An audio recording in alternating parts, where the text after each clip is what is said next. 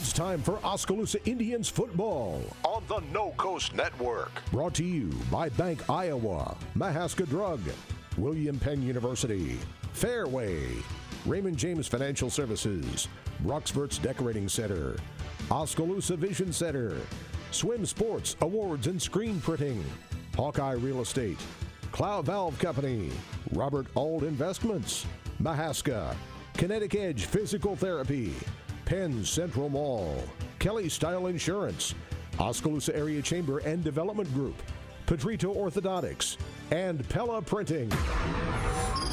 Oskaloosa Indians football starts now on the No Coast Network.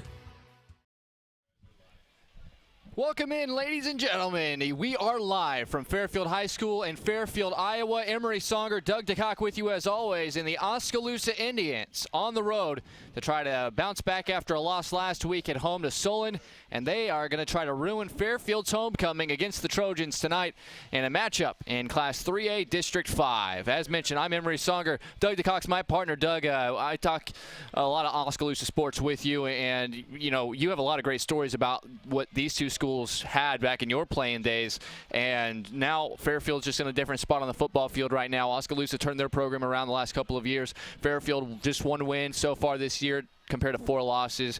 Oskaloosa a big favorite tonight, but they still have to execute well to get that positive momentum rolling after a big loss last week to Solon. Yeah, and I think that's what we're going to have to look for tonight is can Oskaloosa get themselves motivated enough tonight to play. As you mentioned, back in the 70s, mid to late 70s and the 80s, Oskaloosa and Fairfield was one of the best rivalries, I guess you could call it, in southeast Iowa, if not the whole state. Pearl Smith and Coach Jerry Staten for the Indians would go at it, and it was always quite a battle out on the football field. But tonight could be a different story. Oskaloosa's coming in here off of a loss to number 1 ranked Solon, depending on what poll you look at. Hopefully they got a little burr in their saddle, and they want to get that out of there. And if they do have that type of attitude, I think they'll be able to take care of the 1-4 Trojans. Yeah, the Trojans do enter 1-2 in this district. The other matchups in this district, 2nd-ranked Solon in the Radio Iowa poll, I should mention, 5-0 on the season, 3-0 in the district, the only unbeaten team left in the district, and they are hosting Fort Madison, who is 1-2 within the district.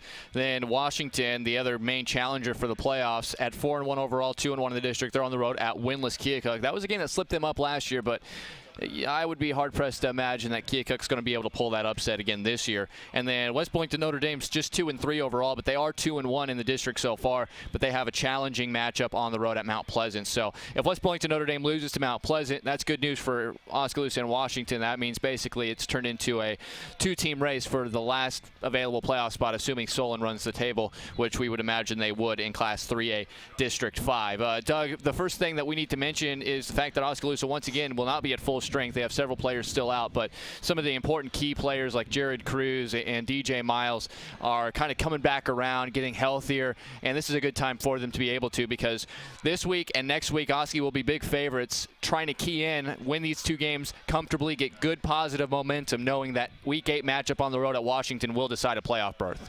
Yeah, they got to take care of business tonight. We're going to see a little bit of a different a game plan from a pretty simple Fairfield team. We were talking off the air. Fairfield does have some athletes, it looks like. Their quarterback is 6'4", 200 pounds.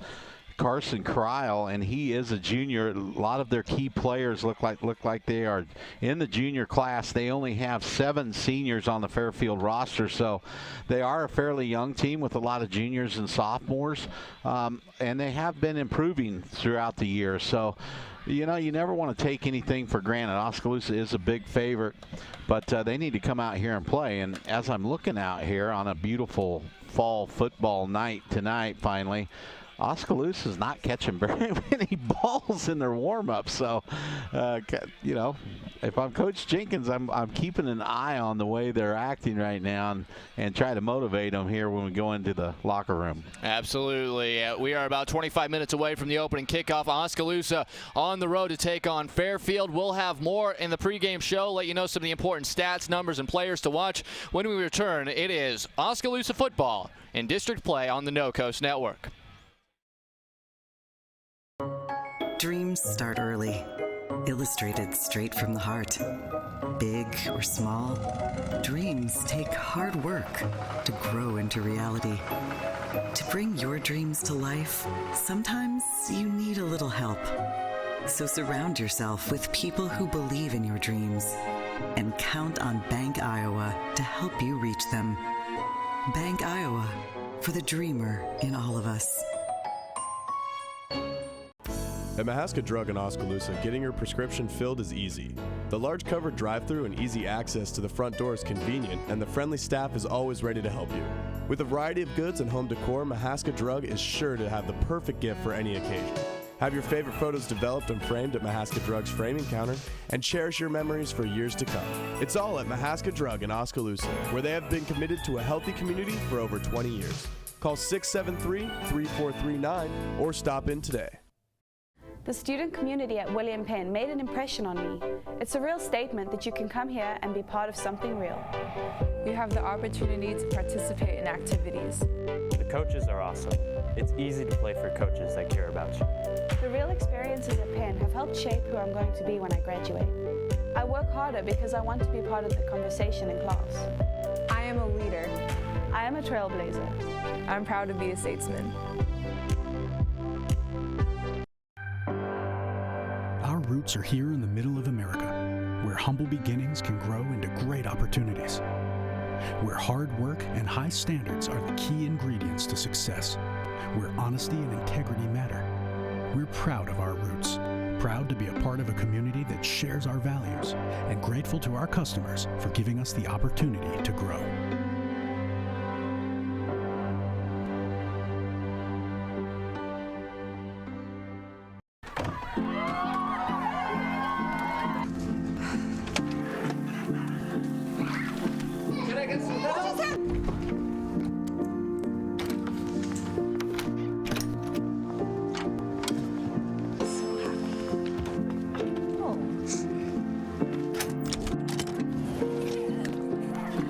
Whatever they went through together. Welcome, guys. Life well planned. See what a Raymond James financial advisor can do for you. Experience the Bruxforts difference. We aim to provide you with the best value and better service than can be found anywhere else. After 36 years, we're still as committed to our customers and our community as the day we first opened our doors. Please stop in and give us a chance to prove how important our customers are to us.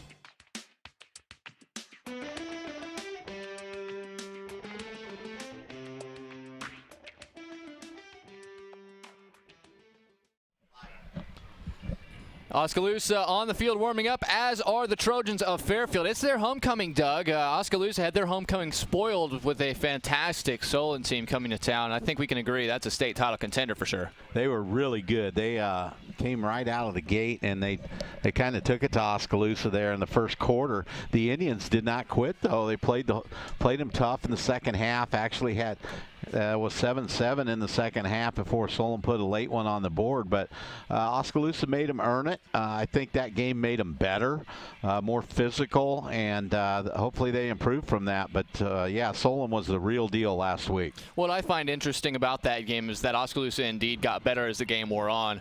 And Solon was still running with their ones and twos, the entire game. They were going with the regular setup and the regular players. They may have maybe taken the foot off the gas pedal just a little bit, but Oskaloosa certainly made them earn every point that they scored, and that's just a good football team that came to Oskaloosa last week. We fully expect them to run the table now that Washington and Oskaloosa are out of the way. They'll be a huge favorite in the rest of their games this season, including tonight at home against Fort Madison. For Oskaloosa, this Fairfield team's kind of in a different spot. Fairfield so far this season has only won one game, and they really had to gut it out against a Keokuk team that still hasn't won, and that was a couple of weeks ago. You look at some of these scores, Williamsburg's a good team, 55-7. You lost at home to start the season.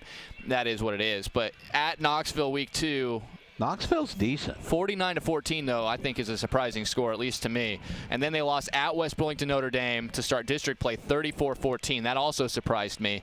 And then they beat Keokuk by just 3 points, 23-20. And then at Washington lost 35-7, a good Washington team. So although you can say that a lot of those teams, Washington, Knoxville, Williamsburg, maybe good or better than good on the season, the scores for this team make you feel like this team is underachieving, because when you look at some of the athletes they have some good athletes, and it starts with their quarterback, Carson Kryl. He's a big-time player in terms of his size. You want to talk about a big kid, 6'4", 200 pounds, and he just looks big when he's out there.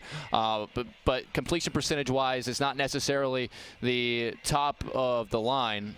It's just 46.5%, and he has thrown one more interception than touchdown, 6 touchdowns and 7 interceptions. But in terms of size and his ability to run with the football a little bit, Oskaloosa is going to have to be ready for him, because he does throw a good ball. Yeah, and what we're going to see tonight is Fairfield will run a little full house backfield, but it looks to me like, looking at the statistics, there's 3 guys that have all the carries, and that's Tristan Wall, a junior, 6'2", 240 in the backfield. Costa Papagazlu, I believe. Papagazlu, who's 5'10", 180. He has 43 carries. Wall has 51. And then Carson Kryl with 41. But if you look at the receiving, here's where you can get in trouble if you're a defense against Fairfield.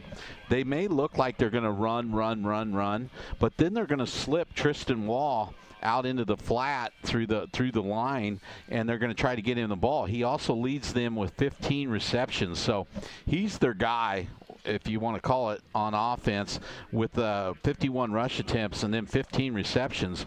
Hunter Hoskins is next with 15, and then Leon Gitschur. Yeah, we got some different names here with 13. So what we have to look for tonight is Tristan Wall faking the handoff and sneaking out in the flats. We got to watch out for a tight end on that full house backfield. You fake the run, take a step back, and throw it to a tight end, a quick hitter up the seam. That is going to be interesting. As you mentioned, Wall, every time he touches it, it's pretty impressive. He's averaging over almost 8 yards per play, and a lot of that's running the football. So, and he has 6 of their touchdowns this season. That means only 3 other touchdowns on their offense have been scored by other people. So Wah is definitely the player to watch, and he's going to be on your screen tonight if you are watching us in number 44 in black and orange. Of course, you're checking us out on RadioKMZN.com. We'll be live on MCG Channel 7 starting right around the 7:30 spot on your time. And, of course, we are about 17 minutes away from the opening kick. On the Oskaloosa side of things, Seth Howard is the quarterback, and he's made some very impressive plays so far this season. An athletic player when he gets good reads and he gets some time to throw. He's an accurate thrower, but there's also been some times where he's made some, decisions that you wouldn't want your quarterback to make. So it's just a matter of trying to figure out when it's right to take those kinds of risks. But when he's playing well, he is as dangerous a quarterback as we've seen so far this year. Well, and I thought last week he played well. He threw the ball. He was on target most of the time with his throws. He struggled 2 weeks ago in Mount Pleasant, bounced back last week with a nice, even though the score was lopsided, but he threw the ball. We got in situations, but Solon was so good, we just couldn't beat them in one-on-one. We got this one-on-one situation, just couldn't slip a tackle or get away from them because they were excellent tacklers. But the Oskaloosa offense wasn't anemic last week, which it may look like on the scoreboard. Yeah, an impressive thing for Oskaloosa is to note that even when a guy or two isn't playing necessarily as well as you'd like to see them, they have enough skill position guys, and the linemen have played very well for the most part on both sides of the ball, led by, of course, the big biscuits, Blake Van Veldhuizen, who just absolutely dominates the line of scrimmage every single time he's out there. So that's what we'll be looking for tonight for the Oskaloosa Indians, wearing their white away uniforms, and they're rocking those gray pants on the road. I think this is the first time I've seen them in this particular look this season, and they'll be looking at not only to look good on the field with their attire, but looking good on the field with their play. And they have a heck of an act to follow. How about the freshmen, 56-6, and they were just put on a rout of the home Fairfield team. Definitely something that, when we started the season, it's like, man, that freshman class is going to have a rough go of it. Didn't look too well, too good on the field early, but right now, as it stands, they definitely have improved week by week, and that's what's really exciting if you're an Oskaloosa supporter, and seeing those young kids, and they played one heck of a ball game today. Yeah, and if I'm not mistaken, they did not win a game they did not win a game in 7th or 8th grade. So they've won a couple already. They've won 2 this year, and they were in the Mount Pleasant game with a chance. And I think the Solon game was competitive last week. So they are improving, steadily improving, and that's nice to see. You know, a lot of times when you have that type of no wins for a couple years, you see a lot of kids drop off, but we haven't seen that.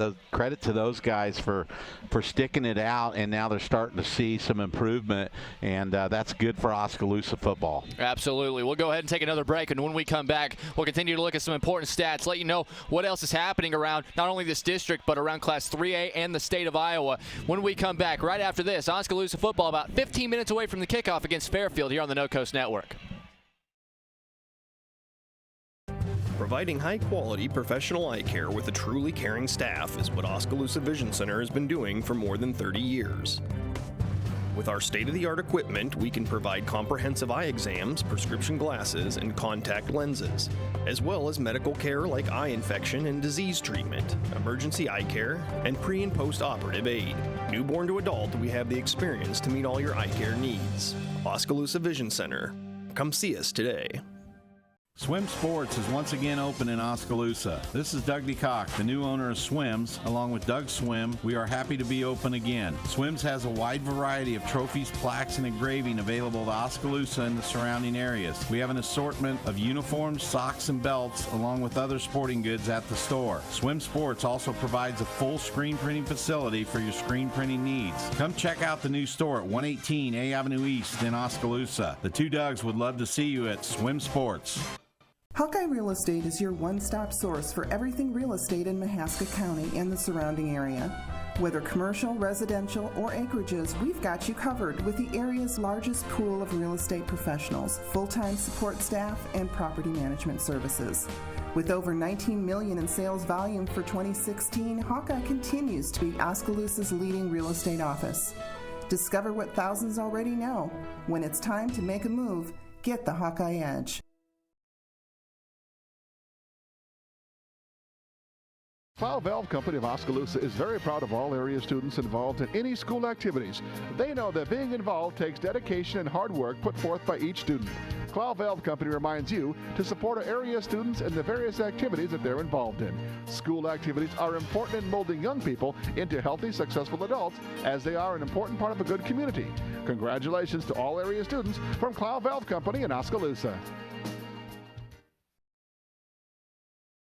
If your savings and investments are sitting on the bench instead of meeting your goals, call Time Out to examine your investment lineup. Your game plan should include getting some investment advice from an experienced investment professional. I'm Bob Auld of Robert Auld Investments, an investment advisor with over 20 years of experience in Oskaloosa and southern Iowa. I would like to assist you with your investment strategies. Call 673-9448 or toll free at 1-800-444-ALD. Look at that mouth. That poor, parched mouth. What'd you eat for lunch? Chalk dust? Did your face storm a sandcastle? You're being awfully quiet. Is that because your mouth feels like the business end of a Dremel saw? Is it because your mouth just wrote a haiku and all 17 syllables were dry heaves? Right now, your mouth could be tongue-bathing in the refreshing citrus kick of Mountain Dew. Instead, it feels like you've been motorboating King Tut's sarcophagus. Show some mercy. Crack open an ice-cold Mountain Dew. You know your mouth wants you to. Do the Dew. Welcome back in live from Fairfield High School, Fairfield, Iowa, and of course, fantastic field, Pearl Smith Field. Quite a name around these parts. Doug, very familiar with Pearl Smith, opposing coach back in your playing days. Really kind of the Jerry Staten, if you want to make a parallel to Oskaloosa, just really built up a big-time program that was not easy to beat at home or on the road. As the Fairfield Marching Band getting themselves out onto the field, and of course the national anthem is momentarily going to be happening. But for Oskaloosa, just a couple of important keys to tonight's game. Well, I think once again you want to be able to control the line of scrimmage and run the ball. I'd like to see us maybe hit some big plays. It's something that's been kind of missing from our attack this year. Last year we hit some 60, 70-yard plays, so it'd be nice to see some of that tonight from the Oskaloosa offense. Yeah, Oskaloosa's offensive attack is very much so predicated on the way that the offensive line is able to control the line of scrimmage. And when that's happening, it's really important, obviously, to make sure that you can catch the football, hang on to the football, no turnovers. We've seen some bad turnovers for Oskaloosa this year as well, but they've also done a fantastic job of forcing turnovers on the defensive side of the ball. So now as Oskaloosa gets to the defensive side, obviously Alex DeYoung, I mean, what else can be said about what this guy does? He's not a physically imposing guy, but he's always in good position, and he's done a fantastic job. He's got 5 interceptions already this season, and did a fantastic job in the Mount Pleasant game of getting a pick and pitching it off to Jaden Van Rukel for a big return to help get the offense kind of kick-started after a really bad first half in that matchup in Mount Pleasant. But other than that, linebacker play, defensive line play. Coach Jake Jenkins said, 17 tackles for Tanner DeCox is nice to have, but the defensive line wasn't super active when he's getting 17 tackles. What are you hoping to see tonight? Well, I'd like to see Alex DeYoung tie that school record at 13 interceptions. He's got 12 right now. Fairfield's quarterback does like to throw it up a little bit. If you get some pressure on him, they're going to be very selective in their shots that they take downfield. So I'd like to see Alex maybe get that school record tying interception. The other thing I'd like to see is, or we're going to need to see with a full house backfield, is we're going to need our tackles to both be able to stand up to the pressure, the stress from that type of offense. They're going to be getting double teamed, blocking down on them. Obviously Blake's going to be fine. We'll have to see what our other tackle, who I'm not sure if it's Kenny Satimi. I think Satimi's lined up to start tonight. So Kenny Satimi's going to get a good test tonight on that defensive line.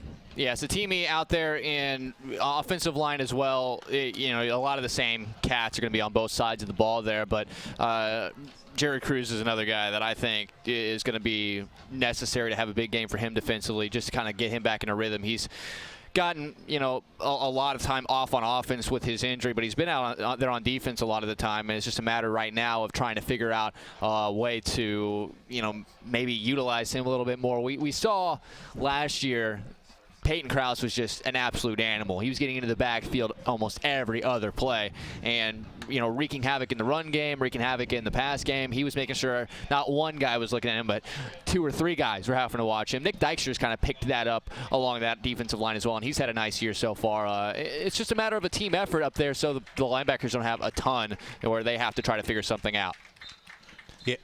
Yeah, that's. I didn't know if they were starting the national anthem or not. No, I can't quite tell what's happening. That's our same fight song. No, they're playing the Oski fight song for Oskaloosa. Well, that's nice of them. How about that? That's pretty cool. That is. That's a good gesture. Because the Oskaloosa crowd was, cheering for them, and I was confused at what was happening. And then they face Oskaloosa's crowd, and now they're playing the Oskaloosa fight song. I like it. That's pretty cool. And the cheerleaders are, doing their cheer to it. The whole Oski crowd is standing up, and that is pretty cool. Hey, and Fairfield, when I was a kid in band, I had to come to Fairfield all the time. This was kind of the mecca for the Southeast Iowa, to get to All-State, to get to, Southeast Iowa Honor Band and everything. The music stuff all happened here at this high school, kind of the center of everything. So fine arts and everything is just really cool with what Fairfield has going on as well. So that's really cool that they are playing on Wisconsin for the Oskaloosa crowd and their players as well here tonight. But you're talking about, some of these secondary guys that you may not think right off the top of your head, like Nick Dykstra and Keegan Butler, and who is out. Kenny Satimi going to get a lot of snaps on the defensive line, but I think Jaden Van Rukel played a great second half from his safety spot last week. I'd be interested to see what he's able to follow up with that in a matchup where you talk about the no-fly zone and kind of how the secondary dubs itself. He's going to be a guy that's going to be a ball hawk tonight. We'll see just how much he's able to deflect balls and maybe get into coverage as well, because especially when tight ends are coming in leaking out, that free safety is going to have to be a big-time player as the Oskaloosa defense is trying to get some turnovers, get some big plays, and help that offense get going, and what should be a comfortable win for Oskaloosa if they execute properly. Yeah, excellent point, Emery. Jaden's going to be responsible for that tight end if he comes off of there. Probably the linebackers also need to hit him. I know in the films last week they had a problem with some of their linebackers were not doing their assignments and hitting receivers on the line or tight ends, and so that's something to watch for. But Jaden, a switch went off with him last week. I felt like he turned the switch on, and I mean, he really became physical in that game last week. Absolutely. So trying to make sure.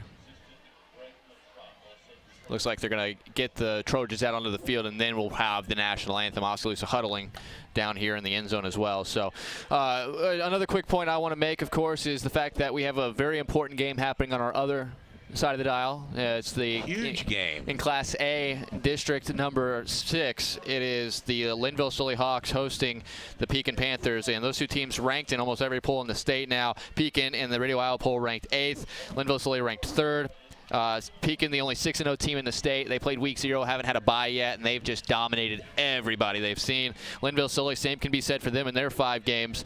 That is a huge mammoth game, and Kylie Broadway and Brian Myers on the call there on 104.9 FM KBOE and KBOEradio.com. So we'll be trying to check up on that score as well, because that is exciting. Although Pekin's ranked 5 spots lower in the rankings and are on the road, they're favored. They're a 2-touchdown favorite according to the analytics. Well, is that a contrasting style game too? I think Linville-Sully likes to throw it around a little bit. Yeah, Linville-Sully is definitely much more of a let her rip kind of team. Okay. And they got a lot of returners and big-time players. And Pekin likes to run it. Pekin has a run-centric attack, but my goodness, the scores those teams have won by so far this season have been incredibly impressive. So we'll see what happens in that game tonight. Also, can't rule out New London. They're undefeated as well this year, and they are awaiting really the winner of that matchup for potentially the district title, and then a playoff spot is going to probably be decided. New London the next couple of weeks gets Pekin and Linville-Sully, so those are going to be big matchups as well. Let's go ahead and take a listen in to the field, as it looks like now is going to be the time where we're going to hear our national anthem.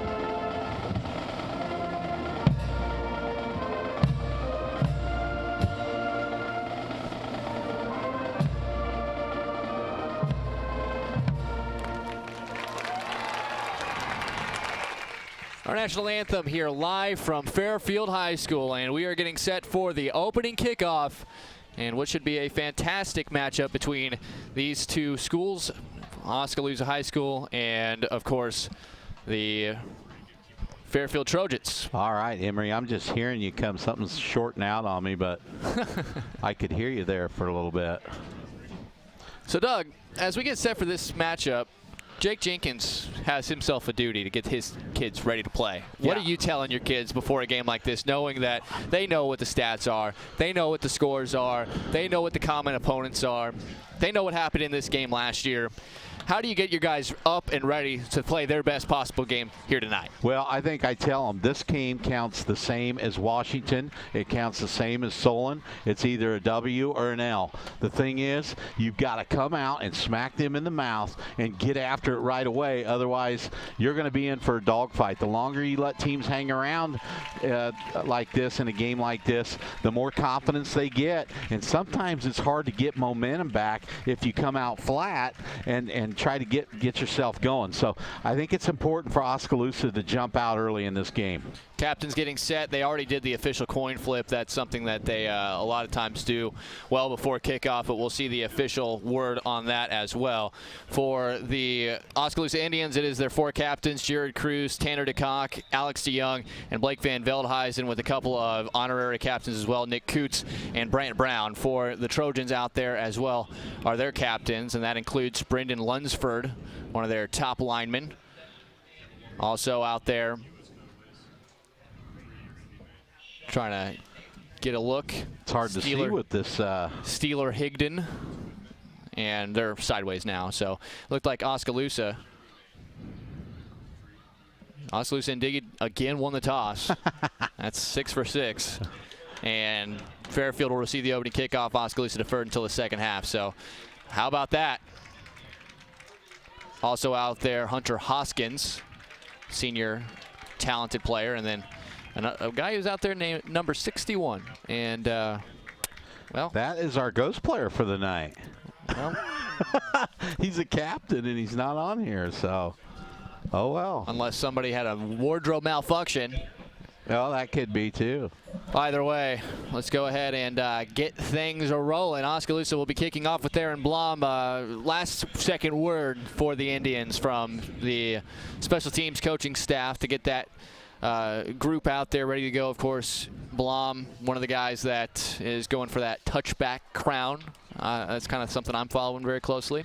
I know that's kind of funny, but something I'm really into, man. I'm really into this guy's leg, and he's gotten himself 26 kickoffs, and 14 of them have gone for touchbacks, and I think probably half of the ones that aren't touchbacks, he's been ordered to either onside it or pooch it somewhere. Yeah, one of his best nights kicking was on natural turf up at Grinnell earlier this year, so a lot of times you don't see that, but he really kicked it well at Grinnell on the natural grass. Kickoff returns have been a bright spot. Hoskins, one of their captains, is back alongside Drew Martin, and those two are going to be returning. And if Hoskins gets a hold of it, he's averaging 24 yards per return, and Martin's averaging 31 yards per return. So this is a bright spot for Fairfield here this season, is the way they return kickoffs. We'll see if they're able to do that once again. As Blom kicks it off, we're ready to go.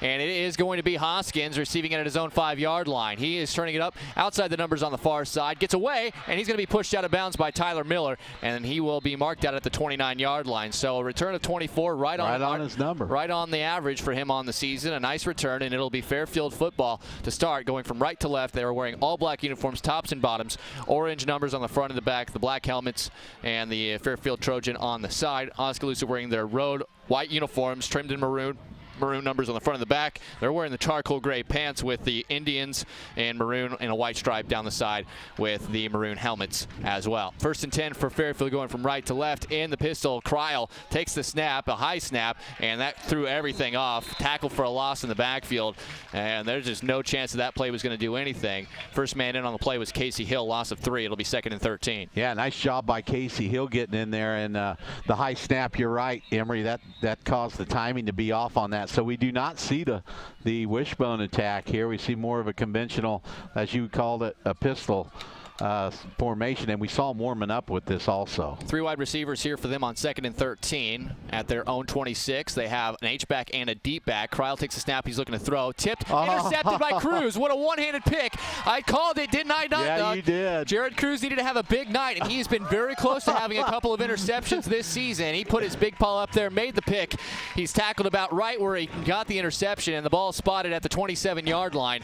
And it is going to be 1st and 10 for the Oskaloosa offense from the Fairfield 27. How about that for a start? That was not an easy interception. It looked like the ball just stuck in his right hand. I don't know if he was dropping back into coverage a little bit there. Kind of looked like it. I know they ran the linebackers were blitzing up the inside gaps, and Cruz makes a heck of a play. The Indians are in business early. That's the 9th interception as a team for Oskaloosa, and the first for Cruz. 4 wide receivers, and it's going to be Seth Howard alongside Casey Hill in the backfield. They're on the far side hash going from left to right.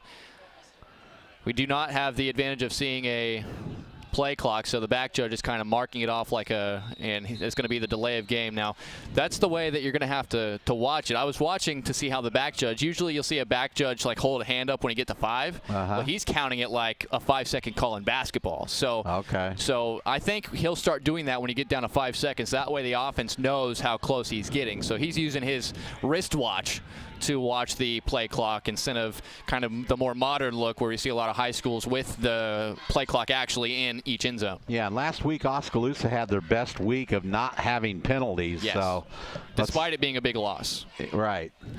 4 wide receivers. Here's the snap. A handoff. Hill. Big gash up the middle. And he's back to the original line of scrimmage and more.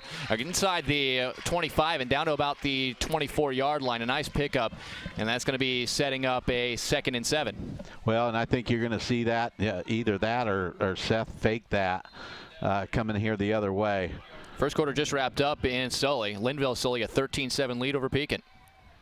That's going to be a good game. Here's the snap, a handoff to Hill. He kind of runs into a lineman and is going to be dragged backwards. And his initial forward progress was marked down right around the 22.5-yard line or so before being pushed backwards. So maybe a gain of 1. It'll be 3rd and about 6. And he's got to get to about the Oskaloosa offense has to get, I should say, to about the 17 or 18-yard line to keep the drive moving. Oskaloosa does start a new center tonight. Junior Hunter Else is in there, number 53, starting at center for injured Noah Van Veldhuizen. 3 wide receivers near side. They're looking for the one-on-one. It's Henry right at the sticks, makes a catch, makes a man miss, and he's got first down yardage before being tackled by Steeler Higdon. How about that for a football name, Steeler Higdon? And Henry's got the first down. Henry's turned into being a really reliable target, and that's kind of eased the blow of Jared Cruz not being able to play too much offense due to injuries. Yeah, and they don't have Cruz out there again. I think they're just going to make sure that he gets completely healthy before they're going to have him go both ways. He's very, very important defensively, as we've seen already with the interception. Howard rolls out, throws it short. He's got Tanner DeCock, and nobody's there, and he'll go into the end zone. Touchdown, Oskaloosa, 15 yards on the little drag route from Seth Howard to Tanner DeCock. And Oskaloosa, with 9:53 to go in the first quarter, immediately put a 6 spot on the board after the interception by Jared Cruz. Well, you got to like to see that. A good job by Howard rolling right. Tanner just leaked out of there in the flat and just outran his defender, and there was no help as Chapman ran off the cornerback in the back of the end zone. Yeah, it was just great play design and well executed by Seth Howard and Oskaloosa. And that's the 2nd touchdown catch of the season for Tanner DeCock. The extra point from Blom is good. And just 2 minutes and 7 seconds in, Oskaloosa already has an interception and 6 and a 7th point on the scoreboard. It's 7-0 Oskaloosa. We'll be back after a quick break after this on the No Coast Network. If your savings and investments are sitting on the bench instead of meeting your goals, call timeout to examine your investment lineup. Your game plan should include getting some investment advice from an experienced investment professional. I'm Bob Auld of Robert Auld Investments, an investment advisor with over 20 years of experience in Oskaloosa and southern Iowa. I would like to assist you with your investment strategies. Call 673-9448 or toll free at 1-800-444-ALD. 9:53 to go in the first quarter, and Oskaloosa already has a 7-0 lead. They're a big favorite, Doug, but you still want to come out here and make some early plays. You said you want to make early plays, and I said Jared Cruz was due to have a big game on the defensive line. He gets an interception, and then 3 plays later, Oskaloosa able to punch it into the end zone with a 15-yard touchdown pass from Seth Howard to Tanner DeCock. Yeah, good call, Emery. Your pick to click. You got some points right there. We're not going to indoctrinate him into the no-fly zone yet, though, with just one interception. He dropped back like once. Yeah. Here's Blom, kickoff nice and low, and it is going to be received, and moving forward on it is Drew Martin. Martin following some blockers. He gets to the outside, turns it upfield. He's across the 30, across the 35, across the 40, and he is going to be marked out of bounds after a gain of about 35 on the return. Well, the strength of our special teams has really been chewed up here. Well, I said that's their biggest strength, too. He averages 31 yards per return. He's got 25. And then the other returner back there, Hunter Hoskins, averaging 24 per return. He got 24 on his first return as well. So good job by Fairfield on kickoff returns, averaging probably about, 30 yards of kickoff return. Absolutely. Their first play with 3 wide receivers is going to be a handoff. Nothing there. Cole Kraber in the backfield spears the running back, and that is Going to be a loss of about 4 on the play. And again, that'll set up a 2nd and long as Costa Papagazlu is dropped after a loss of 4. It'll be 2nd and 14 from the 37 in Fairfield's own territory. Well, I'm not sure. I'm thinking Fairfield just put this pistol in this week. There was no mention, Tanner nor Keaton mentioned anything about a pistol. They ran a lot of power stuff, and that's what they're running right now. Offense hasn't done a whole lot this year, Doug, so No, maybe they feel like it's time to start moving some other guys around. This is going to be just kind of a little trap to the one lone back and really back to the line of scrimmage, and that's all for Papagazlu. Yeah, I think you might be right, Emery. They're just searching to find something that will work for them. Oskaloosa really getting to the football quickly. And they aren't afraid to throw it. Cryle coming in, 114 pass attempts, although just a 46.5% completion rate and 6 touchdowns. He does have 7 interceptions and make it 8 now after the first drive. 3 wide receivers on 3rd and long. Here's the snap. Cryle drops back looking to throw. Under pressure, dumps it over the middle. It is caught by Martin. He tries to get away. He does, and he's going to be brought down about 4 yards shy of the first down on a nice open field tackle on the far side of the field by Jaden Van Rukel. Well, good job there by Van Rukel making the stop, because if he doesn't make that tackle, Fairfield's going to get a first down there. We blitzed the linebackers again. Tanner went up the middle. They stayed in their zones, so the quarterback couldn't get out, but we were unable to get home on our blitz there. Quick throws.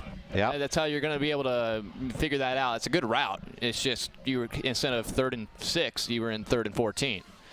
Back to punt. Here's the snap. The punt is away from Hoskins, and it is a good high one. And it's going to drop, nearly hit Alex Young, who is blocking, and it's going to be down inside the 10. That is perfectly done by Hoskins and the coverage unit. And special teams has definitely favored Fairfield with 7:42 to go first quarter. I know we're just underway, but Oskaloosa now will have to go the length of the field as they'll start on their own 9-yard line with Howard, and we'll see if the offense, with the short field, just fine. Well, let's see what happens when they have 91 yards in front of them. Yeah, you'd like to see our back guy hollering out. They used to holler, Peter, Peter, Peter. So right. DeYoung can get out, just quit blocking and get away from, run out of bounds so that ball doesn't hit you. So we need to communicate back there. Oskaloosa is going to come out with 4 wide receivers. A little confusion here. Yeah, Cruz and Henry both were in the game at the same time, which was interesting.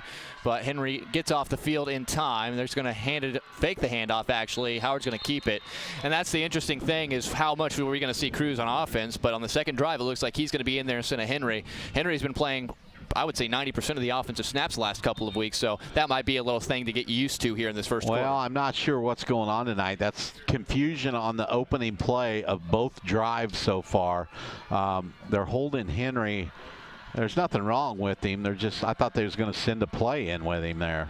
Here's the snap. 3 wide receivers to the near side. Howard rolling, fires to the second level, and it's caught by Chapman. Tightropes the sideline, and he's still inbounds, and will be forced out close to midfield. They're going to mark him out at the 48-yard line. Holy cow, a pickup of 38 yards.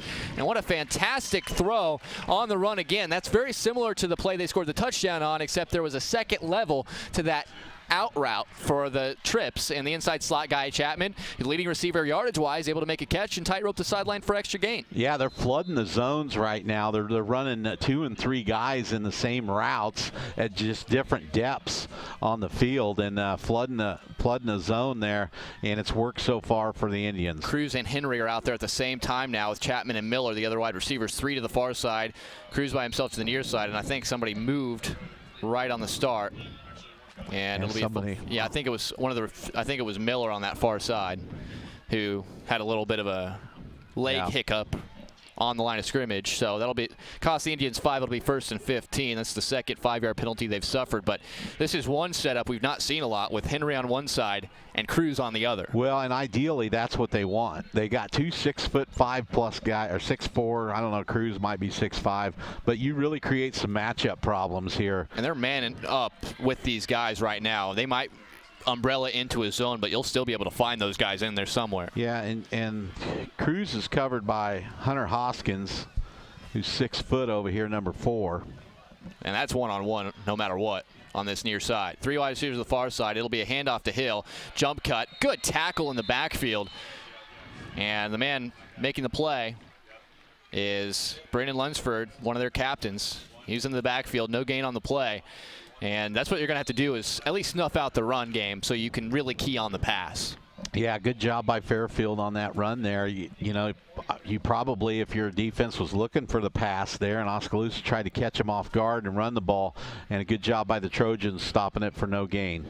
They come out with 3 wide receivers to the short side of the field. That's near side. Cruz by himself to the far side. Looking at Cruz. He comes back to it, makes the catch, trying to make a guy miss. That's another good open field tackle, this time by Saban Simons. That's going to be a pickup of 7 yards to the midfield, make it 8 yards to the 49 in Fairfield territory. But if that tackle is not made in that one-on-one coverage with Simons, that might be 6. And that was a nice throw by Howard. Good job by our line on the pass protection. So I think we're almost in 2-down territory for Oskaloosa here. 3rd and we'll call it 7 at the Fairfield 49. Here's the snap. Howard drops straight back, looks over the middle, and was tipped. Well, now I don't think so. If we'd have got some yards there, I think you need to punt the ball away. Yeah, that was good job on the interior. I believe getting his hand on it was Austin Simpson. Good multi-sport athlete, a good basketball player for Fairfield as well, and he got his hands up. That's what you teach your linemen. You can't get there, just throw those hands up. See, you never know. You might get a piece of it, and indeed he does. And that means punt time for Oskaloosa, leading 7-0, 5:36 to go in this first quarter, and Jaden Van Rukel to punt it away for Oskaloosa. He takes the snap, gets it off. He's angling it away from the return man, and it'll bounce out right around the 20-yard line. And the Oski defense, which has been successful so far in this game, is going to try to replicate that when they go back out there here for this outing. But Fairfield's defense stood tall after the big play to Chapman, and that's what they need, is just to find a way to get some stops and keep Oskaloosa off the scoreboard as much as possible. Well, that was a good job by their defense. Got their hands up, was able to bat the ball down. That was all defensive linemen except for the great tackle out here. Yeah. You talked about Cruz. He's maybe 6'5". Well, the guy who was guarding him in the open field, Saban Simons, maybe 5'9". So that was a really impressive play by him to get Cruz down before he got first down yardage. They're coming out with 3 wide receivers on the far side and 1 on the near side now. Cryle in the gun with 1 back next to him. He drops back. He quickly throws over the middle, tipped, and good play by Jaden Van Rukel. He almost came up with that. Yeah. But he jumped that route for sure. I was watching the line and the blitz and Tanner blitzing there. They did a great job of getting their hands up. They recognize that Fairfield's trying to throw some really quick routes. If you're not going to get home, you want to get your hands up and try to knock the ball down. Hey, if you look at the far side of the field, Doug, you could not tell me this crowd is thinking they're watching a 1-4 football team. There's a good atmosphere here, and they have filled that side of the field. It is full, and kudos to Fairfield. Here's the snap. This is going to be a handoff, trying to squirt forward across the 25 and down to about the 28, about 2 yards shy of the first down is Steeler Higdon. So nice gain by Fairfield on 2nd down and 10. They get about 7 yards on the play. So good job by the Trojans there. And you handed it off to a guy named Steeler. Yeah, they're running a completely different stuff here. Yeah, this is not what we were talking about in the pregame for sure. They have 3 wide here, 1 H-back and 1 back. In the gun again is Cryle. It takes a snap. He'll hand it to Higdon again. Higdon trying to dance forward. I don't think he got it. Good wrap-up tackle by Blake Van Veldhuizen, and the Dogs got to him before he could get anything else. Maybe a gain of a half yard, and that brings up a 4th down, and the punt unit back out there for Fairfield, a 3-and-out forced by Oskaloosa's D. Well, let's see if I'd like to see us catch the ball here. We tend to be too deep on our punts, and I've mentioned this before. I don't know if the coaches like this or not, but I just soon, if you're going to kick the ball over my head, I'll tip my hat to you. But I'm not going to let it bounce in front of me and roll 15, 20 yards. We'll see what Hoskins has. The snap. Hoskins will step into this one. No pressure. This is a high, short kick. And this is going to be in all sorts of traffic. And there, you said it last time, it'll take an Oskaloosa bounce. DeYoung again was in the vicinity, and this time he was running out of the way. So somebody must have told Miller, you better let him know next time where that football is. Yeah, you saw him release and get out of there on that one. He sprinted to the Fairfield sideline like he had somebody over there that he wanted to go see. So they definitely made that adjustment right after you called it, Dougie. And with 4:03 to go in the first quarter, 7-0 Oskaloosa with the lead, and they have the football at their own 46-yard line. And we'll see the personnel. I like the idea of trying to mess around with this Cruz and Henry at the same time out there. And they break the huddle. Cruz will stay on the sideline for now. And it'll be Cruz and DeCock on the far side. They have Chapman on this near side. In the slot is Miller with Hill the back. Howard is in the shotgun. Ball on the far side. Hash going from left to right. It's a handoff. Hill's got plenty of space. He gets to midfield, cuts it up. A nice arm tackle once again by Saban Simons, saving some extra yardage. But a game at 5, a good first down pickup, and when the running game is getting 5 yards per carry, that will open up the pass game even more. Yeah, that was 6, probably 6, close to 7 on that one. But I'd like to see the receivers stay with your blocks and turn that 7 into 27. Got to give credit to Saban Simons. A couple of great open field tackles to minimize gains for Oskaloosa. He's out there kind of by himself at that cornerback position. He's guarding Henry now. This is going to be another handoff. This is a sweep to the left for Hill, and the first man to try to make him go a little farther outside was Drew Martin, and then Simons finishes the tackle. No gain on the play, and it'll be third and, we'll give him a yard, 3rd and 3 with 3:14 to go. It looked like Howard was surprised that Hill took the ball there. I'm not sure what happened, but one thing Hunter else does is he gets that snap back there. It is getting back there quick, and you like to see that. So far he's had good snaps. 4 wide receivers, actually the Cox more in an H-back spot. Fake handoff to Hill, looking to throw. This is a screen set up all the way, but a wide throw by Howard, looking for DeCock, and that'll bring up a 4th and 3. So a good gain on the run on first down, but they didn't get anything on second down on a sweep to the left, and then it looks like they're going to at least keep the offense out there. I don't know if they'll punt it or not. Out of the short kick or quick kick situation, but then a wide throw. We saw a couple of good throws on the run by Howard. That one was not a good one. No, he almost rushed it. He's got to have some touch on that. He's just throwing bullets, and it's got to be perfect when you throw a bullet at somebody. 3 wide receivers to the near side. Howard takes a snap, and he's looking to throw. He's going to fire toward Henry. He's got it, and he's got first down yardage. If they don't call offensive pass interference, I'm not sure what they're going to call. Yeah, him and Saban Simons were both there. It looked like Henry was just kind of boxing Simons out. A flag did come down after Henry made the catch. They gained 4, needed 3, so if this stands, it is a first down, but the penalty is going to be a factor, certainly. They've been very good on that route, timing-wise. That time, it was a little bit slow getting out of Howard's But when you have a 5'9" guy guarding a 6'7" guy, you have a little room to mess with. But once again, he's throwing a line drive chest high, so he makes that 5'9" guy able to get it. You know, you want to get it to, if you're throwing to Henry, at his shoulders or just a little bit above. We're talking to the Oskaloosa sideline, so well, I would imagine it's going to be on Fairfield. I'm not sure. Is that a 5-10? From the line of scrimmage, you go 10. It's pass interference, so it'll be the line of scrimmage, and it's a 15-yard penalty, I believe. 10. No? 10? What? They just marked off 12 yards, so I don't know what's going on. Let's see, 5. Yeah, they did mark off 11. Whatever. First down, Oskaloosa. The catch won't count. That's all we know. Anyways, 2:42 to go and counting. 1st and 10, Oskaloosa. So the 4th down conversion, if you want to call it that. And they flip Simons over to the other side of the field. Maybe a smart choice. Simons is now up against Miller. I was going to call that play. Draw right up the middle for Howard. Breaks to the outside. He has a blocker with Chapman. He cuts it back inside the 5, and he's in there. I was going to call that for a touchdown. Because they only had one linebacker in the middle of the field. I said that quarterback run was Howard up the middle, and sure enough, there it went. Unreal. I mean, that was immediately. He took the snap, and there was a big gap. Chapman, good blocking down the field, and there really wasn't anybody on the outside because the receivers kind of ran their guys to the inside. So when Howard broke it to the outside, there was just nobody there, and Howard's got enough foot speed to get down the field. So a nice pickup, about 35 yards on the touchdown run, and Oskaloosa a 13-0 lead, 2:22 to go in the first quarter. The snap, the hold, the kick on the way from Blom, and it is good. Oskaloosa a 14-0 lead, looking strong so far in this district matchup on the road against Fairfield. We'll take a quick break and be back with more after this right here on the No Coast Network. If your savings and investments are sitting on the bench instead of meeting your goals, call timeout to examine your investment lineup. Your game plan should include getting some investment advice from an experienced investment professional. I'm Bob Auld of Robert Auld Investments, an investment advisor with over 20 years of experience in Oskaloosa and southern Iowa. I would like to assist you with your investment strategies. Call 673-9448 or toll free at 1-800-444-ALD. 2:22 to go, first quarter, 14-0. The Oskaloosa Indians looking strong so far. A fourth down conversion on that play, taking advantage of the matchups. You know, Saban Simons has done a good job tackling so far in this first quarter, but the guy's 5'9". He was up against Cole Henry, 6'7", and they were able to exploit that to get the first down. And then after that, it was the Seth Howard run for 35 yards, and you were calling it as it was happening, Doug. You saw something that Oskaloosa definitely saw as well. And the spotters saw it before I did because they already had it called. So good job by our spotters up in the box.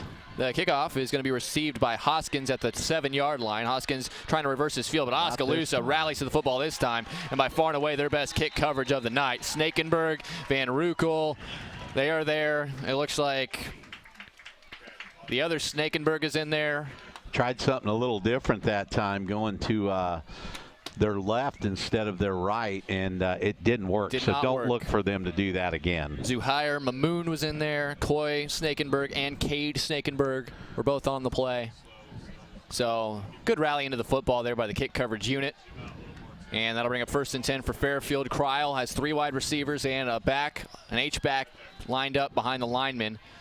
At his own 16, going from right to left. He'll play action into the flat. It's caught by Martin. Turns it upfield across the 25. Hurdled a man, and he's got first down yardage to the 31-yard line.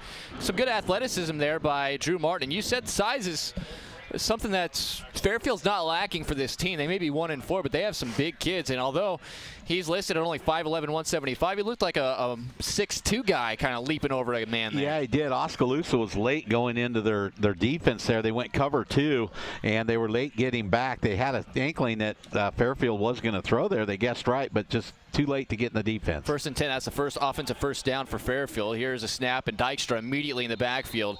And falling forward back to the line of scrimmage is the running back. Hard to see those numbers. Well, we haven't called Tristan Wirfs much tonight. Wow, that was actually Tristan Waugh, I'm sorry. Steeler Higdon. So maybe Waugh is dealing with something we were not familiar with. Well, he's number 44. He was on our 2-deep when I received that earlier this week. So either way, it's the Steeler Higdon / Costa Papagazlu show in the backfield. Cryle sets up a screen, but then makes a really, really risky throw, and it's incomplete as he was looking for Martin over the middle. Well, if Waugh is not in there, that might explain why they have changed up what they're doing on offense. Yeah. Because that's tough to do mid-season, though. Completely change to a different system. That's their big runner, and I haven't seen him out there. We haven't seen a 44 out there. It's been Papagazlu and Steeler Higdon have been the 2 guys that we've seen carry the football. 31-yard line. It'll be 3rd and 10 here with 1:14 to go. 3 wide receivers, 2 to the far side for Cryle in the gun, 1 back behind him. He'll take the snap, looking to throw. Dykstra giving him pressure. He's looking deep, looking down the middle, and it's broken up nicely by Silvers. A lot of hand fighting between Silvers and Colin Breen, and it was Silvers ended up having the right angle on that one. That inside technique ended up helping him out. If Cryle would have thrown that maybe a hair earlier and let his guy run under it instead of having a jump ball, he might have had a play there, but Silvers, good coverage nonetheless. Well, pretty good job by Calvin there. He's out on an island, and they spotted it, and they tested him, and he rose to the occasion and made a nice play, got his head turned around, and just batted the ball away. He didn't try to make a interception on that. Good play by Calvin. Yeah, Breen listed at 6'3", 170. Silvers just 5'11". Here's the punt. Oski does bring some pressure. It is a good punt, and it's away from Miller, and then it takes a bounce away from Miller. Nearly hits Silvers. Got to get away from the ball. Once the ball hits the ground, get away from it. Communication from that back man. So They have not allowed Miller to receive these kicks. They've been short kicks for the most part and dangerous to hitting Oskaloosa blockers, but it hasn't so far, and the Indian offense back out there once again. Well, we're 10 yards deep on every kick. Maybe we'll move up 10 yards. Maybe. 57 seconds left first quarter, 14-0. If you're wondering about what's going on in that game of the week that we've been hyping, Linville-Sully has taken a 21-point lead over Pekin. Whoa, and they were underdogs. 14-point underdogs. Wow. That'd be something. There's no way that's a 14-point spread, but that's what the analytics said. 3 wide receivers far side, 1 to the near side. This will be a handoff to Miller. Miller dancing his way forward. Nice run. He's going to get across the midfield stripe. and get down to about the 45-yard line and pick up a 14. How about that? He hasn't got his hands on the football in the punt game so far, but in his first run, impressive. So now you got Henry and Cruz both in there. Now you got Miller at running back. So Oskaloosa using some different personnel sets tonight and seeing what works here. 40 seconds and counting. Oskaloosa with 3 wide to the far side again. Howard takes a snap, and he's looking to throw. Got a little bit of time. Fires toward Henry, and Henry makes the catch inbounds over Hoskins inside the 20 to the 17-yard line. There's the kind of jump ball you're looking for. And although Hoskins is a decently sized guy for a corner at 6 foot even, that's still 7 inches short of the monster that is Cole Henry. Well, outstanding catch by Henry, but credit goes to Seth Howard for staying in the pocket and putting some air under the ball to give Henry a chance to judge his speed and go up and get the ball. That's what Cryle did not do on the other side. Oskaloosa's executing everything that they want to right now. Middle's wide open. And there it is. He dances to the outside. Henry couldn't quite keep on his block, though, and that forced him back to the inside and allowed the defense to make the tackle. Ghost player on the stop. The middle was wide open for a seam route. Look for Cruz possibly, or that inside slot receiver when they clear out like that. Oski's going to try to run one more play here. 10 seconds and counting here in this first quarter. 2nd and 7. No, they're going to wait. Yeah, now. and then they look to the sideline, and all the coaches say, no, we're gonna wait till the second quarter. 14-0. Oskaloosa the lead. They've played a very clean defensive first quarter, and the offense didn't look too shabby as well. We'll take a short break and be back with the second quarter. Oski leading 14-0 here on the No Coast Network. Providing high-quality professional eye care with a truly caring staff is what Oskaloosa Vision Center has been doing for more than 30 years.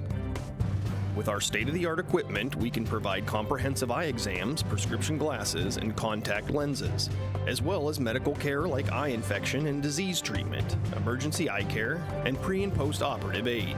Newborn to adult, we have the experience to meet all your eye care needs. Oskaloosa Vision Center. Come see us today.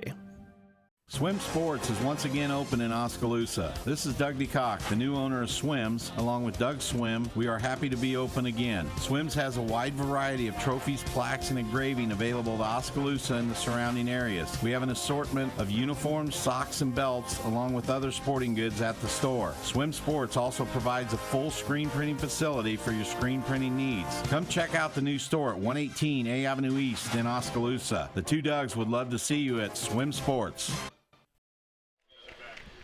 Time to start the second quarter in Oskaloosa. They played a clean game so far. Right at the top of the 8 o'clock hour, we appreciate you for joining us live on 99.5 FM and AM 740 KMZN. You got live Cruz video out here on a big height advantage out here in the left. Howard's looking that way, then comes off of it. He's going to try to run up the middle. He'll be stopped from behind. On the tackle was Connor Burkhart, and he gains maybe 5, and that'll bring up a second, or pardon, that will bring up a third in about two or three. It's tough to tell from my angle, but you're also watching live video on RadioKMZN.com and MCG Channel 7. We appreciate you for joining us. Oski a 14-0 lead. Just underway second quarter. 3 wide to the far side, 1 to the near side, and it's going to be a fade ball to Cruz near side. He's got it, and they had Simons all turned around there. An 11-yard touchdown pass from Seth Howard to Jared Cruz, and the Indians put 6 more on the board. Well, and that's what happens when you get 2 6'4+ guys out there. And one of your corners is 5'9". Yeah, you've got a mismatch somewhere, and Oskaloosa is exploiting it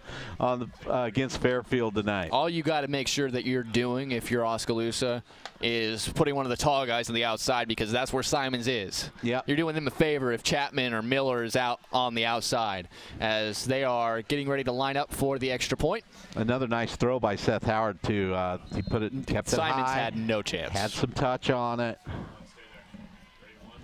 The snap, the hold, the kick on the way from Blom, and it is straight through. Oskaloosa 21, Fairfield nothing. 11:37 to go here in this first half. We'll be back with more after this quick break on the No Coast Network.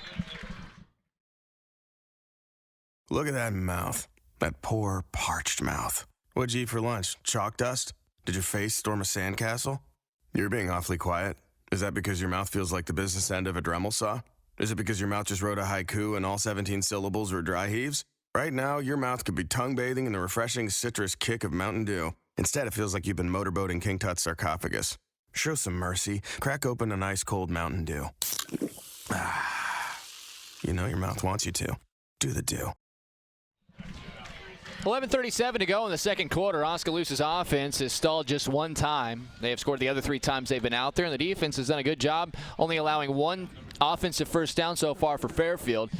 Special teams has been where Fairfield's had the best luck on these kickoff returns, but Oskaloosa shut down the last one. We'll see if they're able to do the same here as they have a 21-0 lead. And Doug, your thoughts so far on what you've seen from the players in white tonight? Well, I'm pleased. I'll tell you that. We've had 2 minor penalties. We haven't had a holding penalties and so forth. The only somewhat negative tonight has been our kickoff team. And let's see it. They did a good job last time. This is going to be just a short kick, trying to keep it away from Hoskins and looking to try to get to the outside, and being met and hit hard on that far side is Caden Jones. So the kick to the up back there, kind of on a surprise from Blom.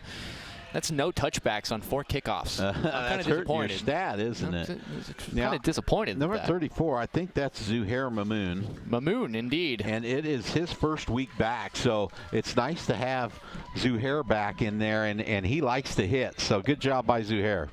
He came in as a potential starting cornerback, but with Silvers playing well in his stead after Nunakoven got hurt, I mean, you can't try to change what's working out for you. 3 wide receivers. Here's the snap and an empty set. This is more of the wishbone look, and this was red all the way. Blasting into the backfield is Big Biscuits and Keaton DeCock, and that'll be a loss of about 5, maybe 6 yards, and that'll bring up 2nd and long. Well, Coach Jenkins is doing a lot of the crafty stuff up front with his linebackers and his safeties. He brought the house on that one, so Oskaloosa now in a single cover 1 with Jaden Van Rukel back there. So Jenkins is bringing the heat right now. 11 minutes and counting to go here in this second quarter. 2nd and 17 from Fairfield's own 20. They go back to the pistol look with 3 wide receivers. The snap looking to throw his Cryle under pressure. Throws over the middle and is short of his intended target. Hill was there even if the ball was caught. And Coach Jenkins' film study is phenomenal from what I've heard, and you can see it tonight. They drop into a cover two, it looks like. They know from Fairfield's formation or something they're doing, Oskaloosa will change their defensive backs to a cover 2, and they did it again on that one. That was the first time Leon Gashur, one of their leading receivers, has been targeted in this game. They haven't had a lot of throws targeted toward anybody. So now you got to be smart, know the down and distance. You got 3rd and long here. 3rd and 17 to be exact from their own 20. 3 wide receivers, 2 to the far side, a back and an H-back. Cryle takes a snap, looking to throw. He's got better protection, lobs it up, nobody home, and it's going to be caught. Oh my goodness! Jarring the ball loose was Jaden Van Rukel as Gashur on that far side leaked out open on a wheel route. He was passed over to the safety. There was a big window there, but my goodness, Van Rukel lays the wood, and the ball flies out of there. Well, we don't have replay up here, but what a hit by Van Rukel. Speared him. He was wide open there. I didn't see how he got so far open. It's a zone coverage. So passed him a little too early, you think, maybe? I don't know what happened there. Well, the window was there, but the hit changed everything. Miller, I think, is about 5 yards closer to the line than he has been to receive these punts. Low snap, not a good snap. Hoskins gets off another good punt. Well, there we get a catch. And it actually bounces in front of Miller, and it's going to be down at the 49-yard line. No positive roll for Fairfield, but that one misjudged in the air again by Miller. Well, he was looking at the lineman. I watched him as the ball's in the air. He's looking at the lineman. He needs to just put his hand up and go catch the ball for a fair catch. Again, it didn't hurt Oskaloosa at all because of the bounce, but you'd like to see that. It's fundamentally mental on special teams. You're playing with fire, though. If it hits the right way, it goes 15 yards back. And if it's on turf, it goes 20. And 25. If you got a guy in the wrong spot, no matter where it bounces, you could end up having a turnover. So he did a good job earlier in one of the games earlier. He caught about every ball. Even if you're going to fair catch it, just put your hand up. Well, he's 0 for 4 and catching it tonight. Yeah. So that's not a good sign. 4 wide receivers, 2 to each side. Ball on the far hash as the Indians go from right to left here for our radio audience. 21-0, they lead it with 10:35 to go. Howard looking to throw, and now he's looking to run. Up the middle, it sheds 1 tackler, and then he's going to be brought down. First man on the hit was Ashton Lankford, and he's going to gain about 4 to the 45-yard line. 2nd and 6 upcoming. Well, I like what Coach Dowd and the coaching staff is doing here. We got Nick Dykstra in there now for Tanner, playing a little bit of that Z or whatever position he plays, and that's giving him a break. He's playing both ways most of the time every game, so good job by the coaching staff here mixing some guys in. 2 by 2, and there'll be a flag right at the snap. Not sure what happened. It was going to be a handoff to Hill, and he was blown up in the backfield. by Brennan Lunsford. Likely an offensive penalty here. Well, actually, they're pointing on the Fairfield side of things. And they're going to say neutral zone infraction on the Trojans. So that'll bring up, and Lunsford saying my bad to his teammates. So he was in the backfield really quickly as the play was whistled dead. And well, now we know why. 2nd and 1 after the 5-yard walk-off. Yeah, they're a little shaky on their walk-offs out there. And Oski wants to call a timeout. I think Coach Jenkins wants to talk to his offense about something, but Coach Dowd. Coach Dowd as well. Either way, 10:02 to go. We'll go ahead and take a quick break with them. 21-0 Oskaloosa looking good so far right here on the No Coast Network. At Kinetic Edge Physical Therapy, we're proud to keep the Oskaloosa Indians and their fans safe and feeling good on and off the field. Kinetic Edge Physical Therapy is the expert in injury care, orthopedics, and sports rehab, with a new facility in Oskaloosa, complete with an open gym area in addition to several private treatment rooms. If pain is bugging you, come see the experts at Kinetic Edge for a free injury screen. Find out more, including why the Oskaloosa Indians trust Kinetic Edge, at kineticedgept.com. 10:02 to go in this second quarter. 21-0. Oskaloosa the lead. They have a 2nd and 1 coming up after a 5-yard penalty. Full house. Fairfield packed their side. They have people standing, sitting on their little hill over there. Oskaloosa, of course, travels very well. About an hour trip from Oskaloosa down here to Fairfield High School. Homecoming night for Fairfield. Oskaloosa trying to ruin it. They're off to a good start. 2-by-2 here for Howard on 2nd and 1. He's looking to throw. He's got time. Now he flushes out. Still looking to throw. Looking deep. Fires it, and it's going to be dropped. Hoskins had it initially, but you have to credit Cole Henry for getting his hands back in there to help at least make it an incomplete pass on make it a 3rd and 1 instead of an interception. Yeah, that's good point, Emery. That's just as important as anything as Cole Henry went back and became the defender. Good job by Oskaloosa taking a shot down the field, but excellent job by Cole Henry breaking that up. Yeah, Hoskins read that well. Howard now is a 3rd and 1, takes the snap and a flag on the snap again. And last time we had this, it was a penalty on Fairfield, and we'll see if this is going to be on Oskaloosa. So Oski gives the 5 yards back along the line of scrimmage on a false start, so it'll bring up a 3rd and 6 now. And that changes things. When you had a 2nd and 1, on 2nd and 1, you take your shot, right? Yeah. And then after it's incomplete, 3rd and 1, you could do all sorts of things on 3rd and 1 still. And that's a big penalty. I'm not sure if it's our receivers are not getting set or what, but we go on a silent count.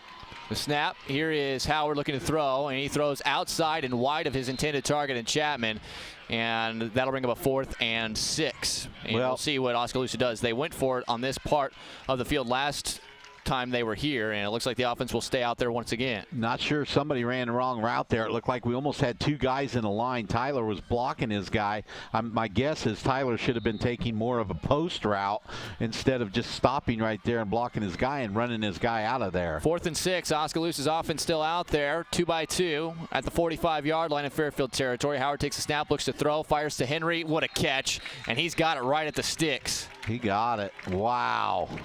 What a catch and a throw. We'll see. The officials are looking at it. No indication yet. And I'm sure you'll have to measure this, right? They're all eyeballing it. But, I mean, this is a possession. Like, this is going to determine. It's going to determine one way or another who's got the football. So you might as well measure it. If there was ever a time to measure it, let's just go ahead and measure it, guys. Yep. So with 9:45 left, we'll measure. But, Henry running to the sticks, you like to see your guy go maybe a couple of yards past the sticks. So when he comes back to it, he might get a favorable spot. They'll line it up, and we'll see where the chain goes. And he's short. Short by a half of the football length. Wow. So Oskaloosa gets close, but that's what I was talking about. If you're a couple of yards past it, it was well timed. It was well caught by Henry. It was just not quite far enough. Yep. That's the second time they ran that route, though, on a 4th down. They got it the first time and almost got it the second time, although it was complete. The drive ends there. Well, we've completed it, but it's been tight. I mean, Fairfield has not had bad coverage on that. So Hoskins very physical on the corner. I wouldn't go back to that play on a 4th down anymore, unless you go deeper. Right. But even then, that's dangerous. I think they're doing a decent job of guarding that. 2 wide receivers, and this is the diamond look Here's the snap. There's going to be a handoff straight up the gut. And falling forward, Satimi among those in on the stop. But that's kind of more of the look we were expecting as Steeler Higdon on the carry gains a couple. It'll be second, and we'll call it 7. But 3 backs, that's exactly what kind of Pella was running in week 1 of the season. But that's the first time we've seen that look from Fairfield in this one. They're throwing the kitchen sink at Oskaloosa, though. They sure are. And that time Oskaloosa moved Cruz down on all 4s and moved Kraber up to the kind of an end position. They got 5 linemen now, with Kraver lined up, and then they blitz to Cock, a handoff to Higdon again. He's got nowhere to go. Tries to bounce it outside.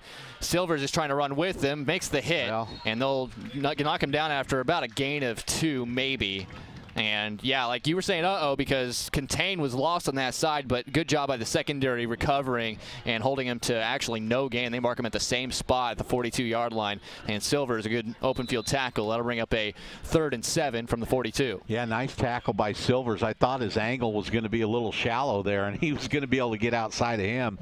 But Calvin able to make the play out there in the open field. They abandoned the diamond, rather, for this particular formation. The 3 wide receivers, an H-back, and in the shotgun is Kryl. Takes a snap. He's rolling right, looking to throw. He's got time. Wide open receiver is caught, and that is a nice hit there by Van Rukel again. Man, he's been laying wood the last couple of weeks, but it is a first down on the catch by Leon Gashur, his first catch.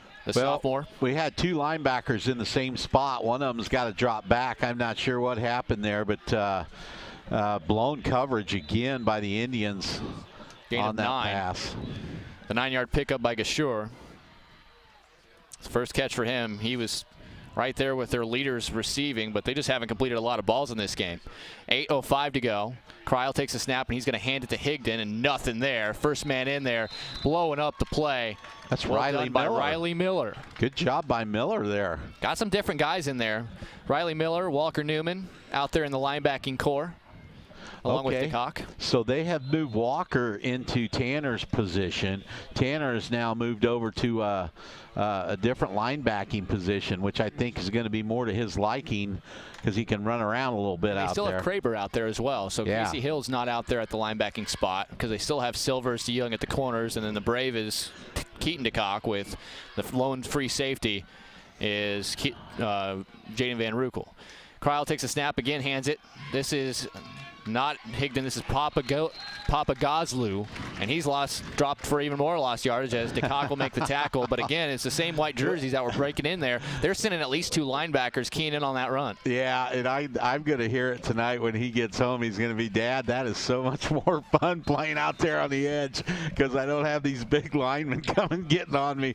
I can be in a little bit of space, but a good job by Tanner sneaking through there. He can use his quickness now on the outside. But we need Walker Newman to step up in there. Tanner's a big fan of Walker Newman. Thinks he'll be a good inside linebacker in the future for the Indians. 6:45 to go. Kryl on 3rd and 17, looking to throw. He's got time, fires it deep. He's got one-on-one, and that's going to be a penalty marker as Silvers had his hand on the man all the way down the floor.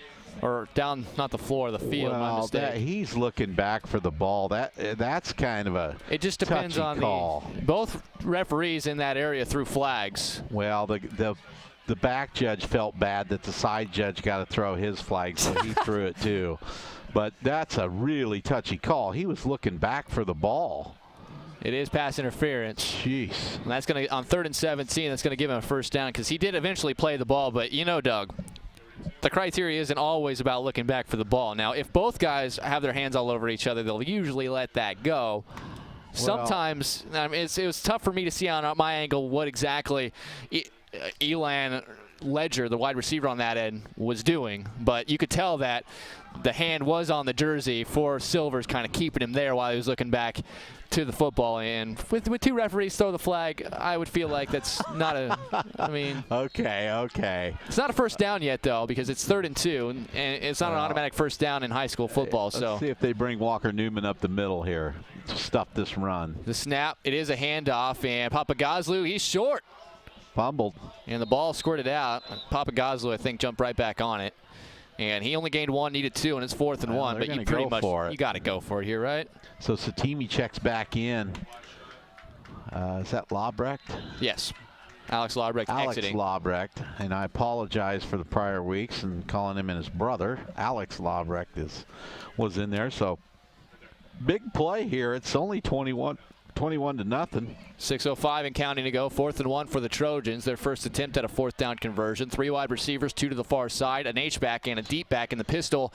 Here is Kryle. He takes a snap, a low snap, and then he has to hand it off to the running back Papagazlu, and it was all blown up after the snap was at his feet. No chance. Kraber gets the tackle, and they lose 6 yards. So that, if you're a coach on that far side in Fairfield colors, you're sitting there and you're just kind of like, huh.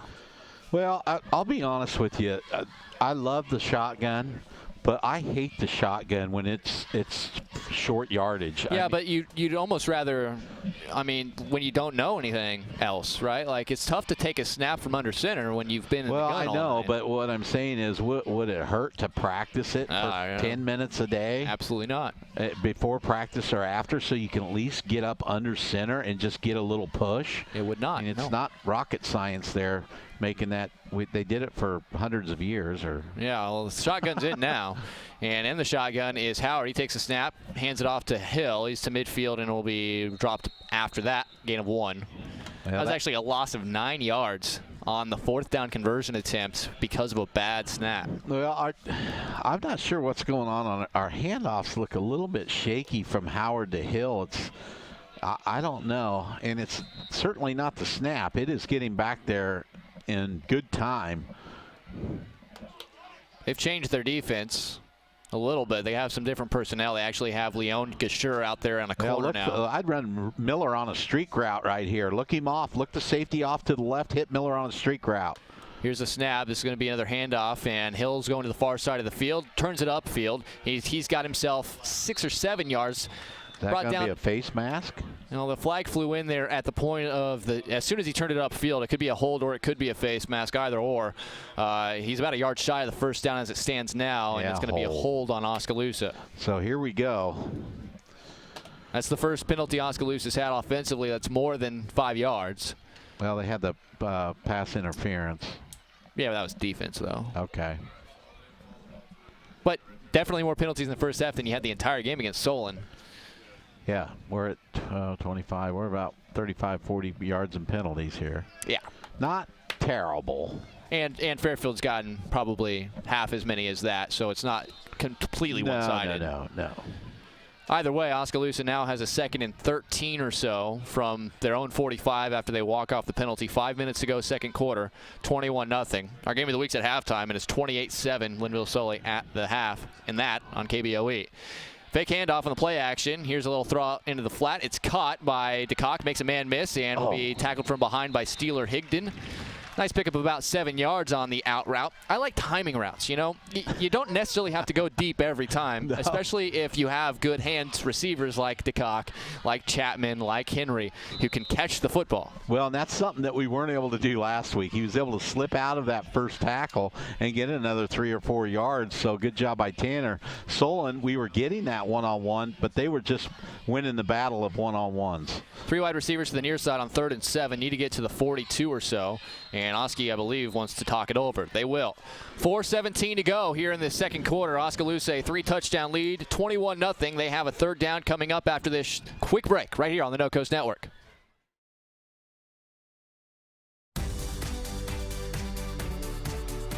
Bring your mom, bring your sister, bring your friend to the Marisa Style event happening Saturday, September 30th from 11 a.m. to 1 p.m. at Penn Central Mall. Check out fall's hottest fashions and get styling assistance from our personal stylists. Cookies, coupons, and giveaways too at the Marisa Style event Saturday, September 30th from 11 to 1 at Penn Central Mall.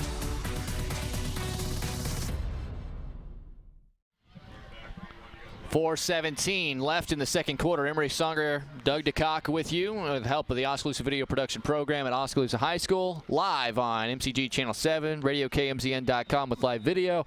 Live audio on 99.5 FM and AM 740 KMZN. The Indians a 21-0 lead, and their offense has the football. 3rd and about 6, we'll call it, at the Fairfield 48. And needing to get just inside the 42-yard line to keep this drive alive. 4 wide receivers, 2 to each side. Howard in the gun, 1 back next to him. He takes a snap, rolls to his right, throws across his body, again wide of Chapman. And he kind of holds his hands up, wondering maybe, not sure. I'm not sure what was going on there, but again, the throw just a little bit wide on that timing route. His first couple of throws when he was rolling to his right were right on the money. The last few have been a little wide of the mark. Well, Fairfield's done a good job with their end or outside linebacker up there coming straight up the field, and when we roll out of that, we're almost rolling into that defender. We almost need to stop and step up in the pocket. No, it's not a pocket, right, but step up and let him go by and then throw the ball. Van Ruckel, for his second punt of the night, aims away from the return man. It will be caught by Gashur, but inside the 10-yard line to about the 8. Another flag. Great punt, but I would imagine that flag on the far side, it very well may be a hold on one of the gunners. We'll see exactly where the mark is, but that's a great punt directionally by Van Ruckel. We'll see what the referee, looking to the home side to make the call. Decline. Yeah, it looks like holding. No, it's a sideline warning on Fairfield. He must have fell down. He might have tripped over, yeah. Felon. Felon. F-E-L-L-E-N. Felon down. He's not an English teacher, folks. 4:06 to go in the second quarter, and Fairfield has a long field ahead of them. They've only had 2 first downs offensively. Oski's defense has been good. We'll see what Kryl and the offense has. 3 wide receivers, a couple of backs. Kryl, high snap. He'll hand it off to the deep back and trying to fall forward across the 10 to about the 11. And I believe that's Higdon. And Walker Newman in there did a good job. Tanner coming from on the left edge, Oskaloosa's left edge. That's Waugh. That's the first time we've seen Waugh in the game. Whoa. Tristan Waugh on the carry for the first time in the game. And gains a couple. He's a load. He's 6 foot 240 pounds, folks. So I don't know what happened. I haven't seen him in the game yet, but he is back there now next to Kryl. 3 wide receivers, 2 to the far side, and they have that H back. Kryl takes a snap, fakes the handoff, throws into the flat, and I don't know if that ball was tipped by Cruz, but it looked like it was right at Drew Martin, and he just dropped it. I like the play call because we've been blitzing linebackers in there, but Cruz is really quick at snuffing out. He must have got a finger on that. Yeah. He already had his big paw in the way and disrupted the vision of the receiver there. But I do like the play call. They're trying to find where Oskaloosa's blitzing from, and a lot of times they'll say, throw it where that blitz comes from. 3:25 left, third and 7 from their own 11. Kryl takes a snap, straight drop, got time, pump fakes, throws, and overshoots his man Martin. He had plenty of time to throw that time. Just wasn't a whole lot there. Good coverage by Kraber. Even if Martin catches that ball, he's probably going to be tackled short of the first down. And that brings up a 4th and 7. And with 3:20 to go, Oskaloosa does have 1 timeout, but plenty of time here. And they should have great field position because standing in his own end zone should be Hunter Hoskins for this punt. Well, let's see if we can catch the ball here on the punt. That's been your biggest peeve of the night so far. It has. I mean, we were doing a better job of it. Remember that one game they got about 50-plus yards of rolling. Standing just inside his own end zone is Hunter Hoskins. The snap, and he'll punt it away. This one a high kick. Backing up is Miller. He's got it at the 48. He's got plenty of space to run. He's inside the 40, trying to find a hole. And he does a nice job of continuing to move his feet. He gained maybe 8 more yards than I even saw there for him, and he squirts ahead. And on his first legitimate return of the night in the punt formation, he gets to the 41-yard line. And with 3:09 to go, 31 yards separate Oskaloosa from another touchdown as they lead at 21-0. Yeah, you know, in that one he was checking to see if he needed to fair catch it or run it, so he did need to check the defense. If it's a really high punt, and you know, you got to be able to judge that, and you know right away, hey, I'm going to fair catch that. So good job there by Tyler catching the ball and a good return. 4 wide receivers, 2 to each side. Henry and Cruz are on the outsides. Here is the snap to Howard. He's going to hand it off, and it's Hill stumbling forward inside the 30 to about the 29, a gain of 2. Well, we certainly are not dominating on the line right now. No, not really not on either side. It's been the extra man or two that the defense is bringing that's getting into the backfield and disrupting what Fairfield's doing. And then offensively, it's just been good execution and taking advantage of where there might be a man short, like the long runs that we've seen from Howard straight up the gut with, only one linebacker in the middle of the field. They have 2 wide receivers to each side again, do the Indians. And on 2nd and 8 in the gun, Howard takes the snap, fakes the handoff, and he's going to try to run himself on a sweep to the outside. Tries to turn it up. He gains about 3 or 4. We'll see exactly where they mark him. Yeah, that was the first time the snap was a little bit high there for Howard, but not still getting much, back there quickly. Yeah, not much gain there for the Oskaloosa. So they'll bring up 3rd and about, 4 or 5? 5-ish. Yep, 3rd and 5 from the 26. Blom is getting set in case Oski can't pick this up. This is within his range. 4 wide receivers again. Hill the back. As Howard takes the snap, and he'll hand it to Hill, and Hill's got some space, and he's trucking through the middle. He's inside the 20, inside the 15, and will be brought down inside the 10 by Drew Martin. And that's a great run by Hill. He moved those legs, keep him turning, and he followed some big linemen who gave him just enough of a seam to get upfield and pick up the first down. And those linemen stayed after their blocks. They didn't stop and let the defender get through them. They just kept going down the field. Hill was right in their back pocket and then was able to get about, 20 yards on that carry? Yeah, it was from the 26 down, and they mark him at the 8, so 18 yards on the pickup on 3rd down. Timeout called by the Trojans. They want to set their defense before trying to allow another touchdown. We'll take a quick break. 2:20 to go in the first half. Oskaloosa, a 21-0 lead here on the No Coast Network.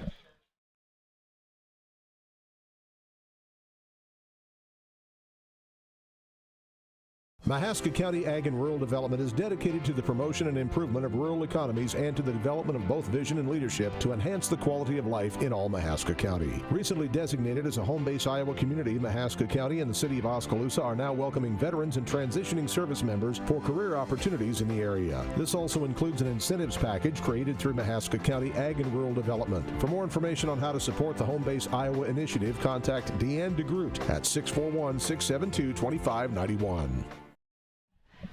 2 minutes and 20 seconds left in the first half. Oskaloosa is dominated for the most part. Score is 21-0, 3-touchdown spread, looking for some more. Howard will come out to the field after the Fairfield timeout. He's got Hill in the backfield and then 4 wide receivers, 2 to each side, including on the outside. Cruz on one side and Cole Henry on the other. Here's the snap, and it's going to be a fake run, and Howard again trying to run it. He's inside the 5, lowers the shoulder, and he'll be pushed out at, I think, the 1-yard line. Well, Seth could have turned it up a little bit. Kind of shuffled his feet there. He could have got into the end zone. Yeah, instead of turning it up and looking for contact, I think he was trying to win a race to the pylon and didn't quite do it. No, just keep going full bore, and you're in there easy. Oskaloosa is going to line it up, and Big Biscuits Van Veldhuizen, just like Refrigerator Perry. And there's the snap. And there's why they don't do that. You called it. He almost got in there anyway. Yeah, his knee was down when he picked up the football, though, so no gain on the play. Tried to. Big Biscuit's going, oh, no, my one chance, and we fumble. Boy, I bet he's upset about that. Hill comes back into the game. That'll bring up a 3rd and goal after the fumble on the center quarterback exchange after he was under center for the first time, I think, all year. The snap is high, but Howard makes an unbelievable catch, and he'll be tackled a couple yards shy of the end zone. Well, this certainly isn't pretty down here. Cole Henry's calling for the lob pass. Well, he got to get the snap first. Yeah. High snap again, so we've had a couple high snaps here in the last 2 drives. What's going to happen? They do have a timeout to burn, and you might as well burn it now. You don't need it for later, so bring the guys over, talk it over. We'll keep it here. 1:18 to go, 21-0. So we were kind of talking about it earlier when Fairfield on a 4th down tried to take a shotgun snap on 4th down, and it was at their feet, and they lost 8 yards on a 4th down attempt because of a bad snap.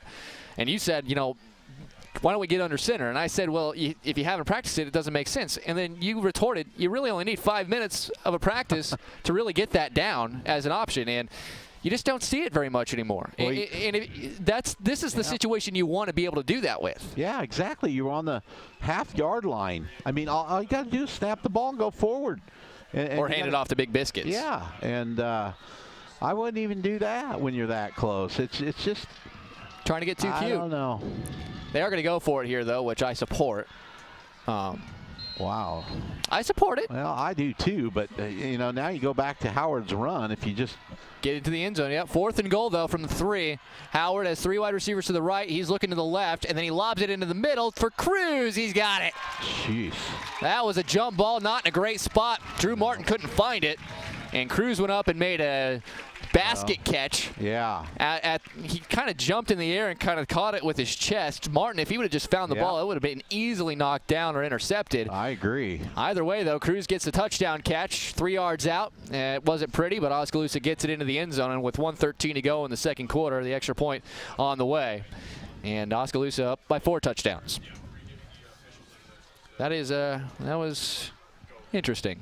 I like the design, though. Everybody's thinking he's going one-on-one with Henry, and then he throws back across his body. But Fairfield had it covered as Blom's kick is good. Fairfield had it covered. They just didn't find the football. 28-0. The Indians have the lead. They'll be kicking off after this quick break. Just over a minute left to play in the first half here on the No Coast Network. You built a castle so that the prince and princess can live happily ever after. You brought the sunshine to shine upon the whole family's future. But when the sun hides behind the clouds, State Farm can help. We put the life back in life insurance to protect your family's finances, not only in the future, but today. Call your State Farm agent Kelly Style in Oskaloosa today. 1 minute, 13 seconds to go here in this first half.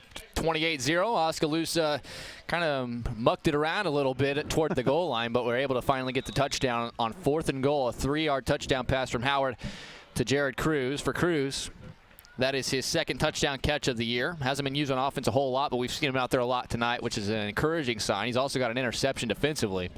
And Oski's defense is 113 away from having a clean slate in the first half. And Oskaloosa will receive the second half kickoff. Yeah, it's 28-0, but as we were talking in the break there, it hasn't been the prettiest 28. It's not offensively for sure. Defense has been awesome. I mean, it's not like we're just lining up and blowing them off the ball and getting 5-6 yards a pop. Blom to kick off, and again he'll squib it. And it's going to bounce off the up back. They're going to scramble around. Hoskins picks it up, makes one man miss, but can't make the next 3 miss. And he'll get minimal return. Miles on the tackle. And it'll be a Fairfield ball with 1:11 to go in the second quarter.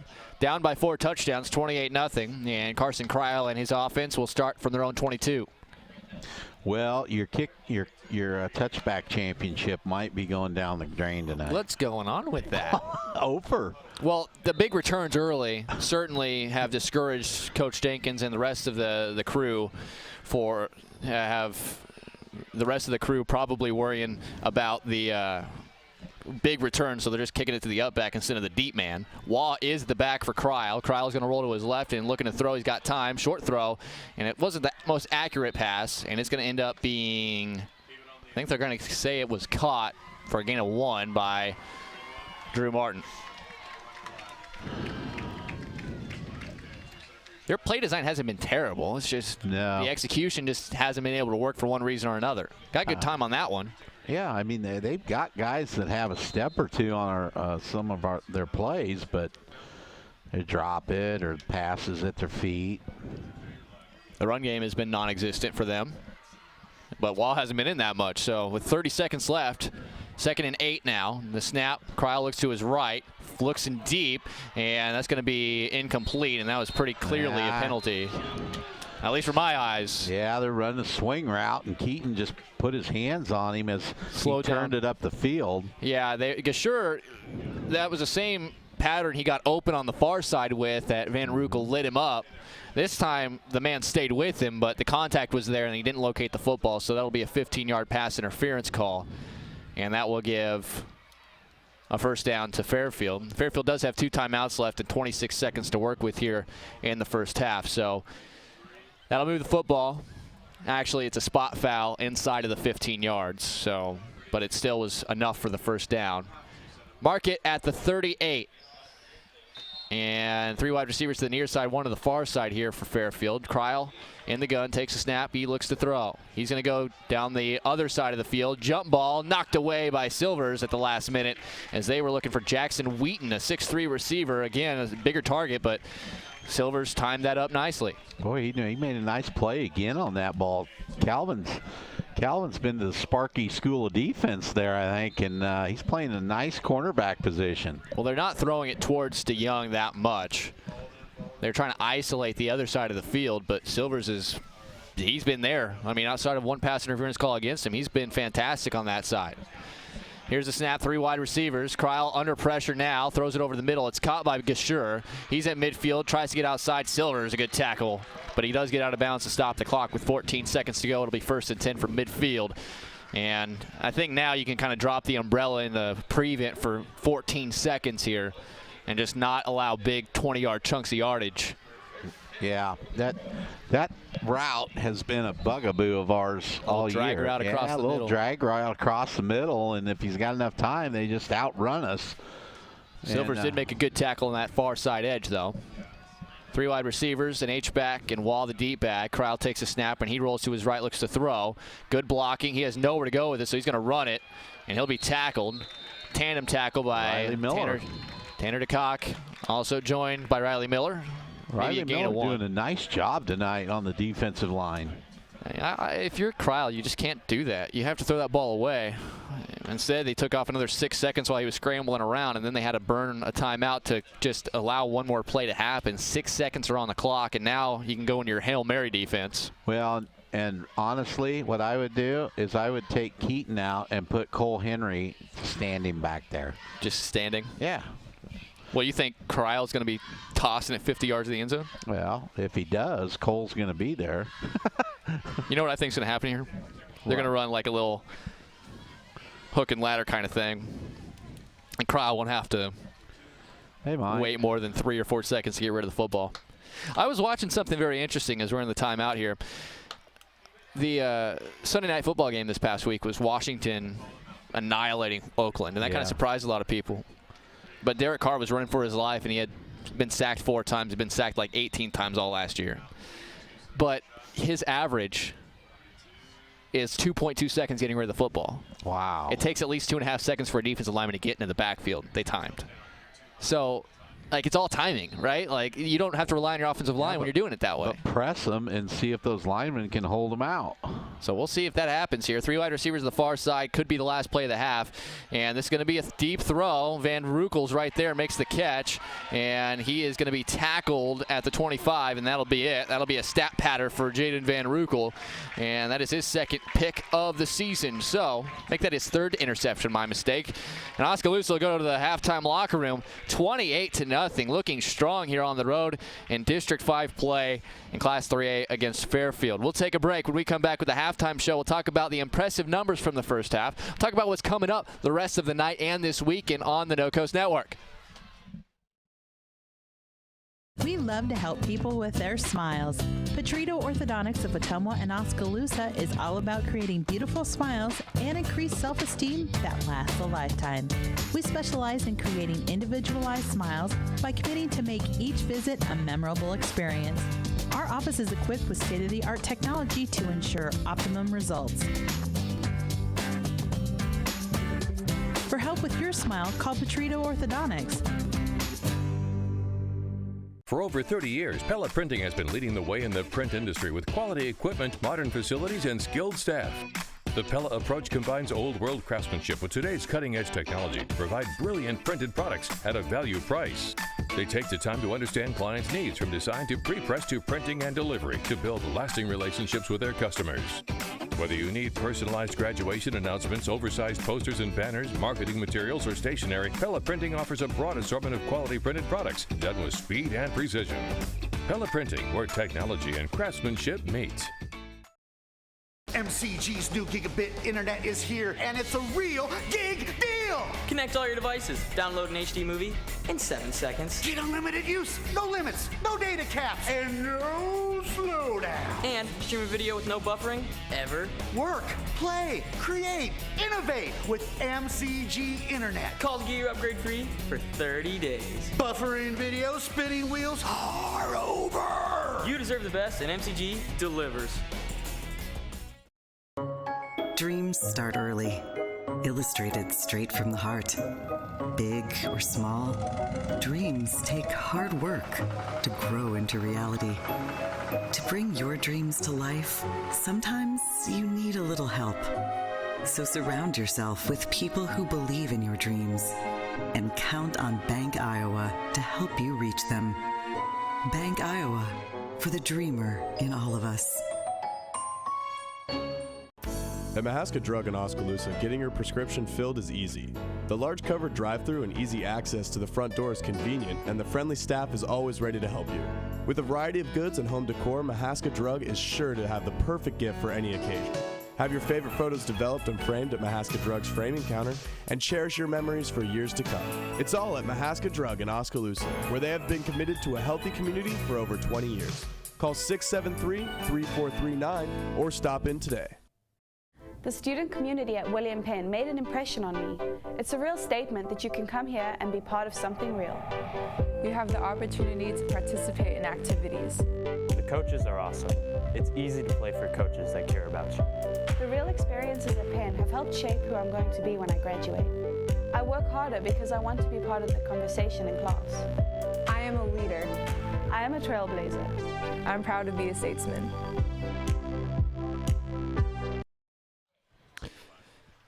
At the half, Oskaloosa a 28-0 lead over Fairfield in Class 3A District 5 action. Oskaloosa came in as a big favorite, and they look like it after a fantastic first half of play. Some interesting statistics for you with the help of Wade Steinlage. Also, he is the William Penn University Sports Information Director, helping us out with stats here in 2017. And Oskaloosa, although the running game never really got going, like with the eyeball test, they did have a few big runs, which allowed them to have 19 carries for 108 yards on the first half. They also had 124 passing yards, 9 for 14 through the air for Seth Howard, and the 3 touchdowns, 2 to Jared Cruz, and then 1 to Tanner DeCock. For the most part, when you're talking about Oskaloosa football, the important matter, as far as I'm concerned, is that the defense holds up, especially in these kind of games, and they absolutely have. They have shut down the rushing attack for Fairfield. 15 carries for negative 13 yards. A couple of fumbles didn't help that at all. But if you're looking at Fairfield in terms of their pass game, it also hasn't been that successful. 5 for 15, a couple of interceptions, and 48 yards through the air. That means they've run 30 total plays for just 35 total yards in this game. And that has been really the calling card for Oskaloosa en route to this 28-0 lead. The Fairfield band's out on the field right now getting ready for their show for halftime, but they're talking about homecoming. It is homecoming week, homecoming court. The floats are outside the field here by the high school, so this is a festive atmosphere and a big crowd on hand for it here at Fairfield High School. And it's been a great atmosphere. Although Oskaloosa has dominated the action on the field for the most part, it has been a fun place to be here tonight on a Friday night for football here. Week 6 already of this season, and that definitely makes it very interesting.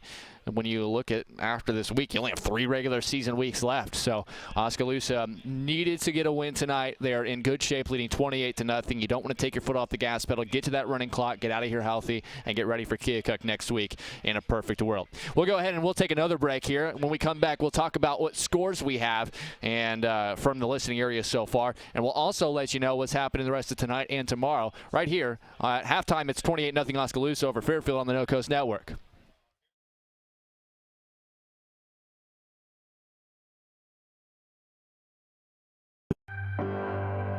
Our roots are here in the middle of America, where humble beginnings can grow into great opportunities, where hard work and high standards are the key ingredients to success, where honesty and integrity matter. We're proud of our roots, proud to be a part of a community that shares our values, and grateful to our customers for giving us the opportunity to grow.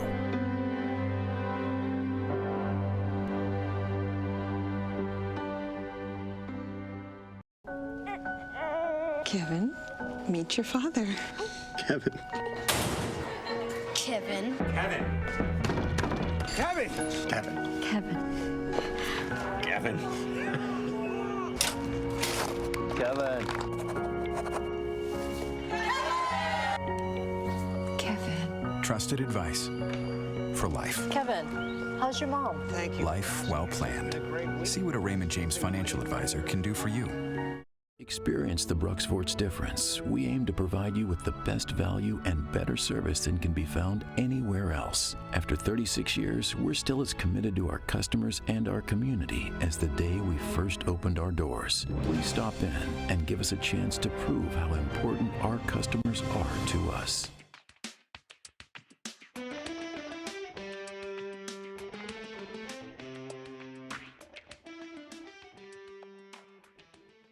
Mahaska County Ag and Rural Development is dedicated to the promotion and improvement of rural economies and to the development of both vision and leadership to enhance the quality of life in all Mahaska County. Recently designated as a home base Iowa community, Mahaska County and the city of Oskaloosa are now welcoming veterans and transitioning service members for career opportunities in the area. This also includes an incentives package created through Mahaska County Ag and Rural Development. For more information on how to support the Home Base Iowa initiative, contact Deanne DeGroot at 641-672-2591.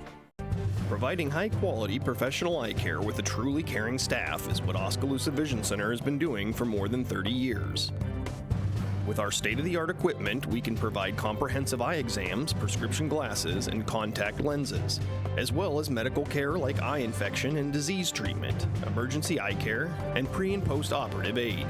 Newborn to adult, we have the experience to meet all your eye care needs. Oskaloosa Vision Center. Come see us today. Swim Sports is once again open in Oskaloosa. This is Doug DeCock, the new owner of Swims. Along with Doug Swim, we are happy to be open again. Swims has a wide variety of trophies, plaques, and engraving available to Oskaloosa and the surrounding areas. We have an assortment of uniforms, socks, and belts, along with other sporting goods at the store. Swim Sports also provides a full screen printing facility for your screen printing needs. Come check out the new store at 118 A Avenue East in Oskaloosa. The two Dougs would love to see you at Swim Sports. 28-0 at the half. Oskaloosa the lead. The Fairfield Marching Band out there performing their show, playing some 60s Woodstock-style stuff. That's always fun for the kids to learn and the fans. Full house here at Fairfield.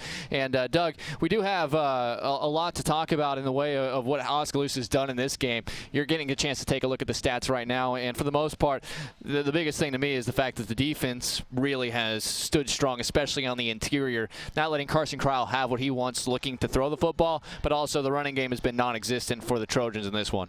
Yeah, it has.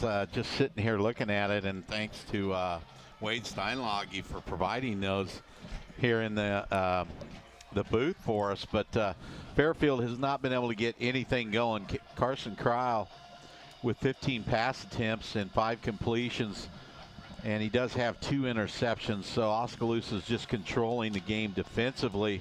What I'd like to see this second half, if you look at the rushing, we do have 96, looks like 108 yards rushing in the first half, but I'd like to see us be able to get 5-7 yards a pop and really physically dominate the line and have one of those drives where it's like, okay, this is what we're doing, this is how we're going to do it, now you try to stop it.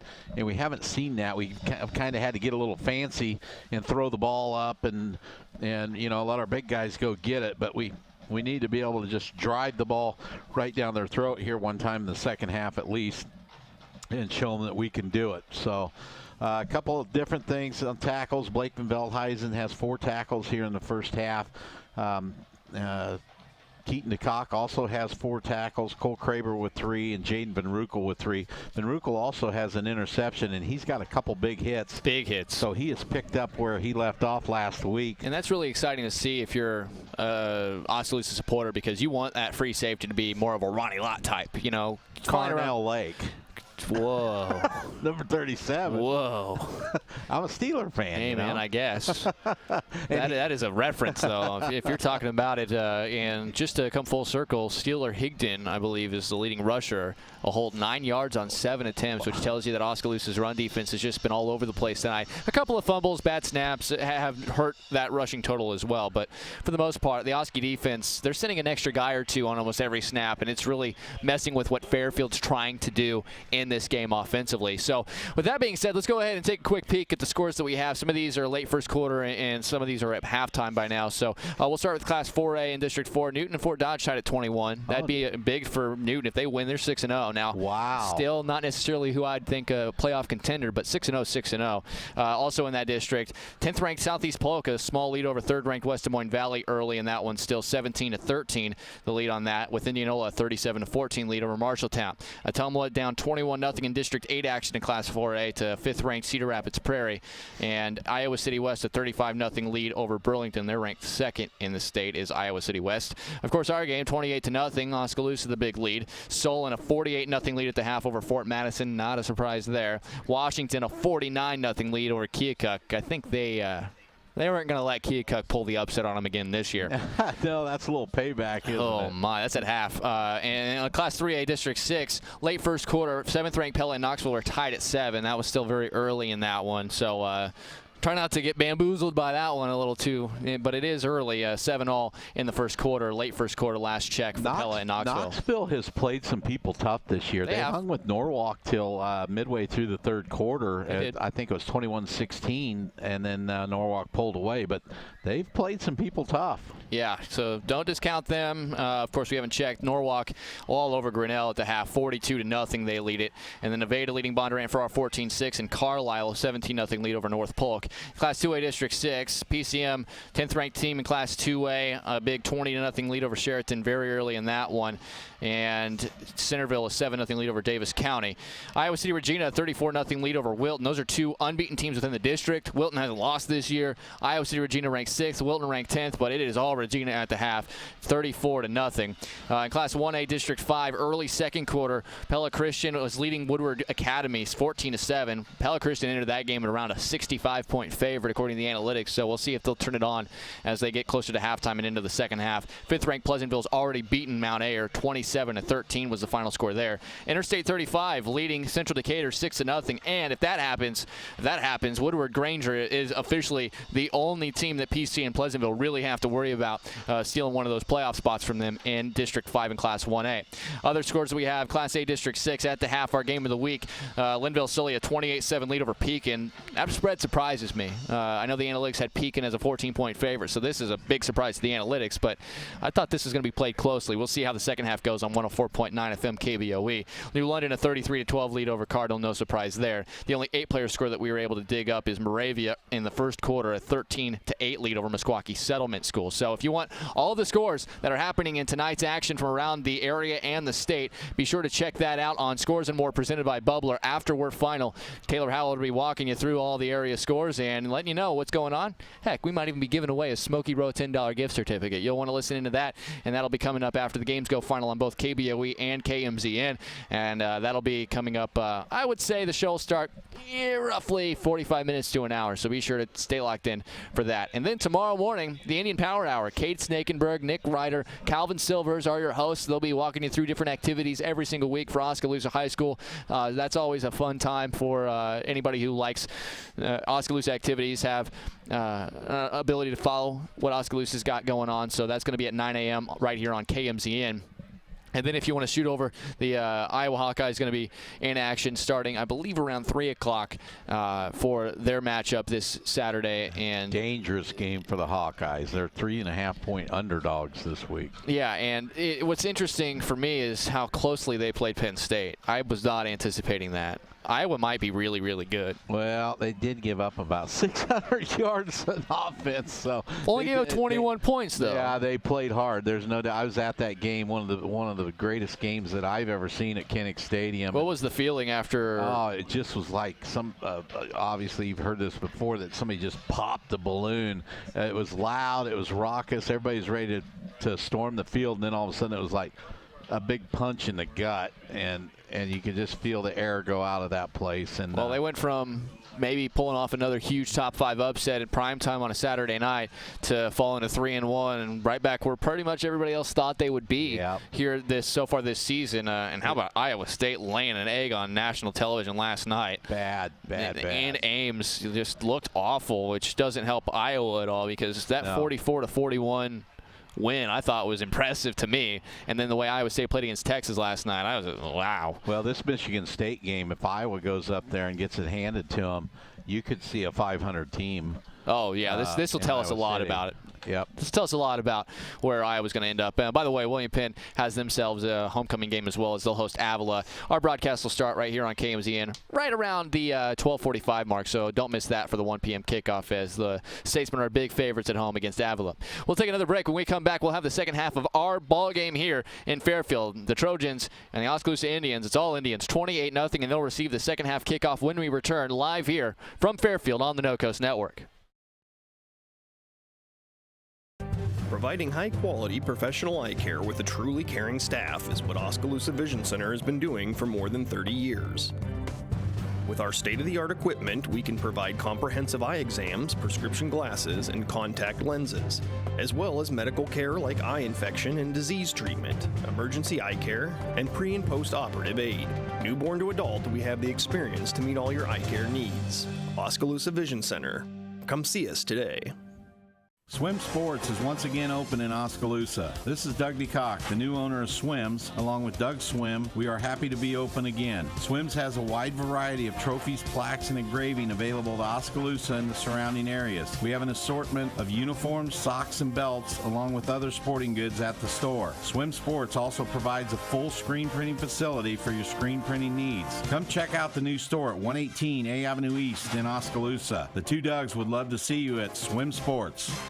Hawkeye Real Estate is your one-stop source for everything real estate in Mahaska County and the surrounding area. Whether commercial, residential, or acreages, we've got you covered with the area's largest pool of real estate professionals, full-time support staff, and property management services. With over $19 million in sales volume for 2016, Hawkeye continues to be Oskaloosa's leading real estate office. Discover what thousands already know.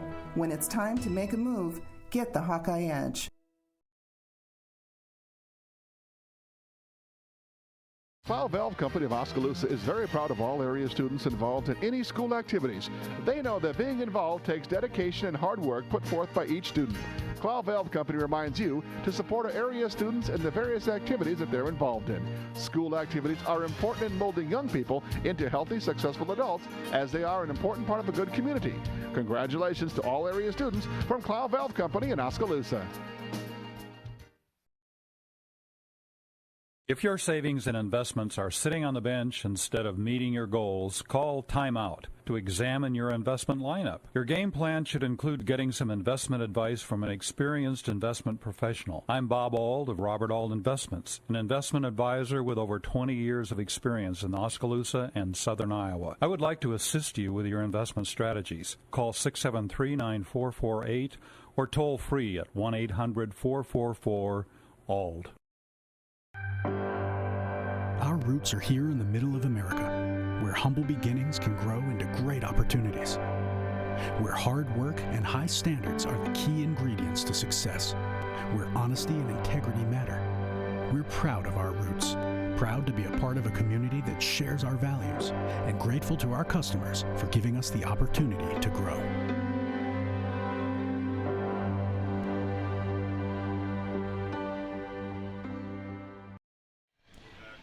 We're getting set for second half action. The cheerleaders/dance team looking strong here for Fairfield. You were complimenting them. You know, like their band impressive. They played the Oskaloosa Fight song to start the game. They played a good rendition of the national anthem.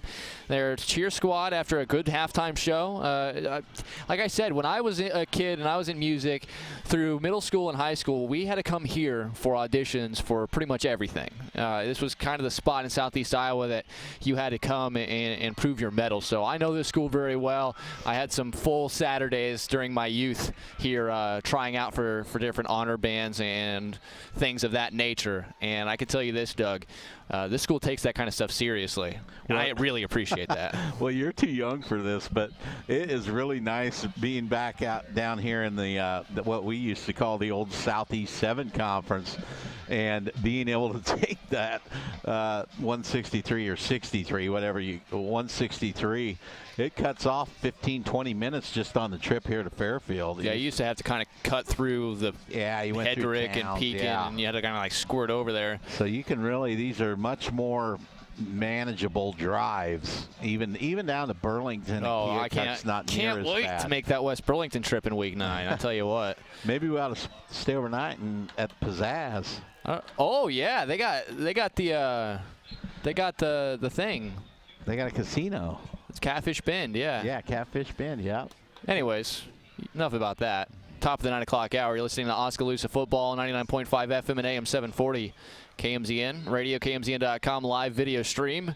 MCG Channel 7, we appreciate you for joining us at the half. 28-0, Oskaloosa in control, and they'll receive the second half kickoff. Don't ask me why I know that's Catfish Bend. That was good. I might enjoy things like that.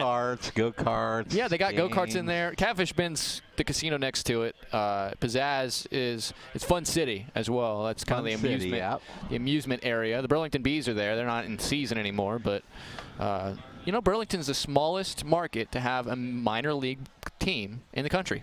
Really? I did not know that. Now, that does not count independent leagues and summer college leagues and stuff, but actual, minor league baseball, affiliated minor league baseball. So the Burlington Bees have been around a long time. Long time in that Midwest League. Yep.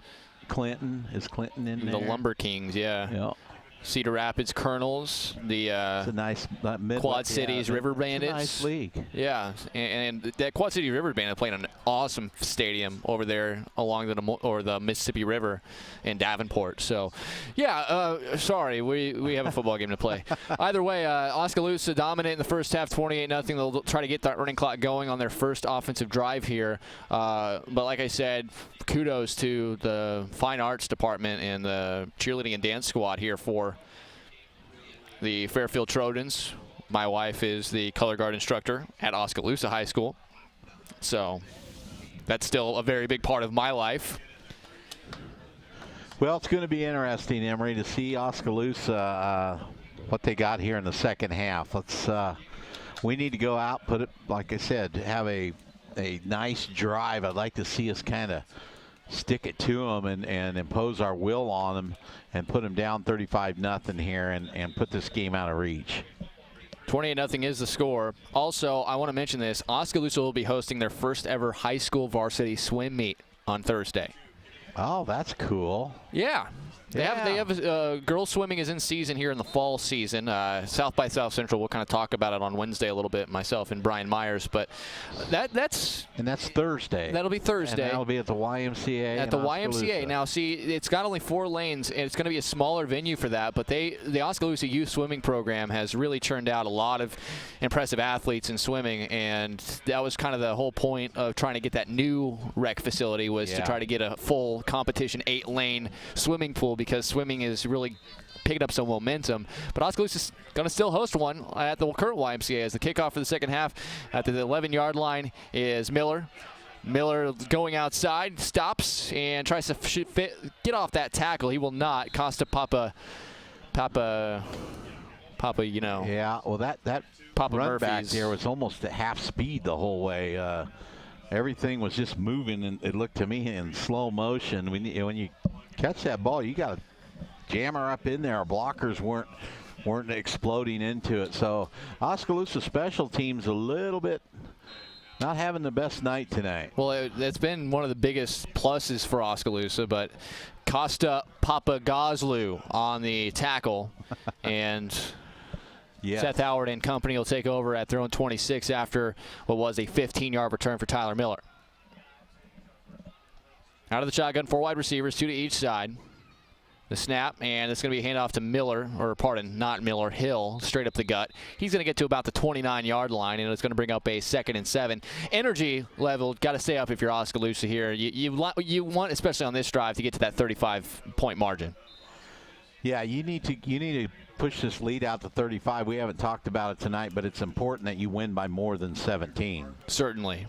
For wild card purposes, here's a throw, tough throw from Howard, and he had a man. Papagazlu was trailing Tanner DeCock by a couple of steps, so there was a window there, but that is not an easy throw about 20 yards downfield. Yeah, it looks like Howard might have hit his hand on a helmet or something. He had somebody coming in after him there, so not sure what happened. Out of the shotgun here on 3rd and 7 at their own 29-yard line. 2 wide receivers to each side, and Howard takes a snap, and he's looking to throw. Got time, steps into it. Tough throw in a small window, and sliding and making a great catch. On a little skinny post is Tanner DeCock, and he'll have first down yardage to the 44-yard line, 15-yard pickup. What a throw by Howard, and Tanner did a good job of breaking his route off and finding the open area, and Howard did a good job of finding him and put the ball right on the money, and Tanner makes a sliding catch for a big first down for Oskaloosa here. They're back into 4 wide receivers, 2 on each side. Hill switches over to the right side. The Indians going from right to left. The snap, this is going to be a handoff on the reverse to Miller. He comes to the outside, and he gets to midfield, turns it up, makes a guy miss. Flag comes down behind the play, and it'll be right at the sticks. And we'll check on the penalty. By the way, to finish up that swimming meet, it is going to be at the Oskaloosa YMCA. Vinton, Shellsburg, and Williamsburg make the trip to Oskaloosa Thursday at 5:30 if you want to support the girls swimming team in Oskaloosa for their first ever home meet for the girls swimming program. Wow, a long trip for Vinton, Shellsburg. That's a long trip, and that's a Thursday night. You mentioned Meskwaki Settlement playing down at Moravia. That's a long trip, I saw their bus parked at Oskaloosa about 3 o'clock. That's a long trip. This is going to bring it back. It's a spot foul from a hold, so it'll be a loss of 1 after the penalty. It'll be 1st and 11, but Williamsburg, that's not an easy trip either to make. So a couple that's not bad. I mean, that's an hour plus. So you have a couple of schools making long trips on a Thursday night to be a part of the first ever swimming meet at Oskaloosa High School. Coach Ryan Parker is telling me all about how it's going to work. They have the timing system all rigged up in there. It'll be pretty cool. All right. 4 wide receivers on 1st and 11, and the snap. This is going to be a fake handoff. It's going to be Howard going to the outside, turns it up. He's going to get to midfield, tripped up, and gains about 10 yards down to the 47-yard line.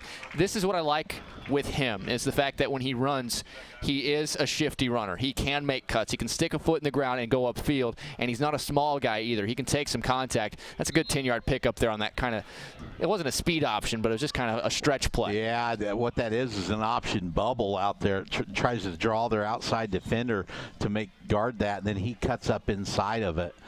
And that's exactly what happened on that play. 2nd and 1. We'll see if they take a shot here with 4 wide receivers. Instead, they'll hand it off to Hill. Hill, plenty of space up the middle inside the 40. Looking for a block, and he breaks another tackle inside the 30. Runs over a man inside the 20 down to about the 18-yard line. What a run.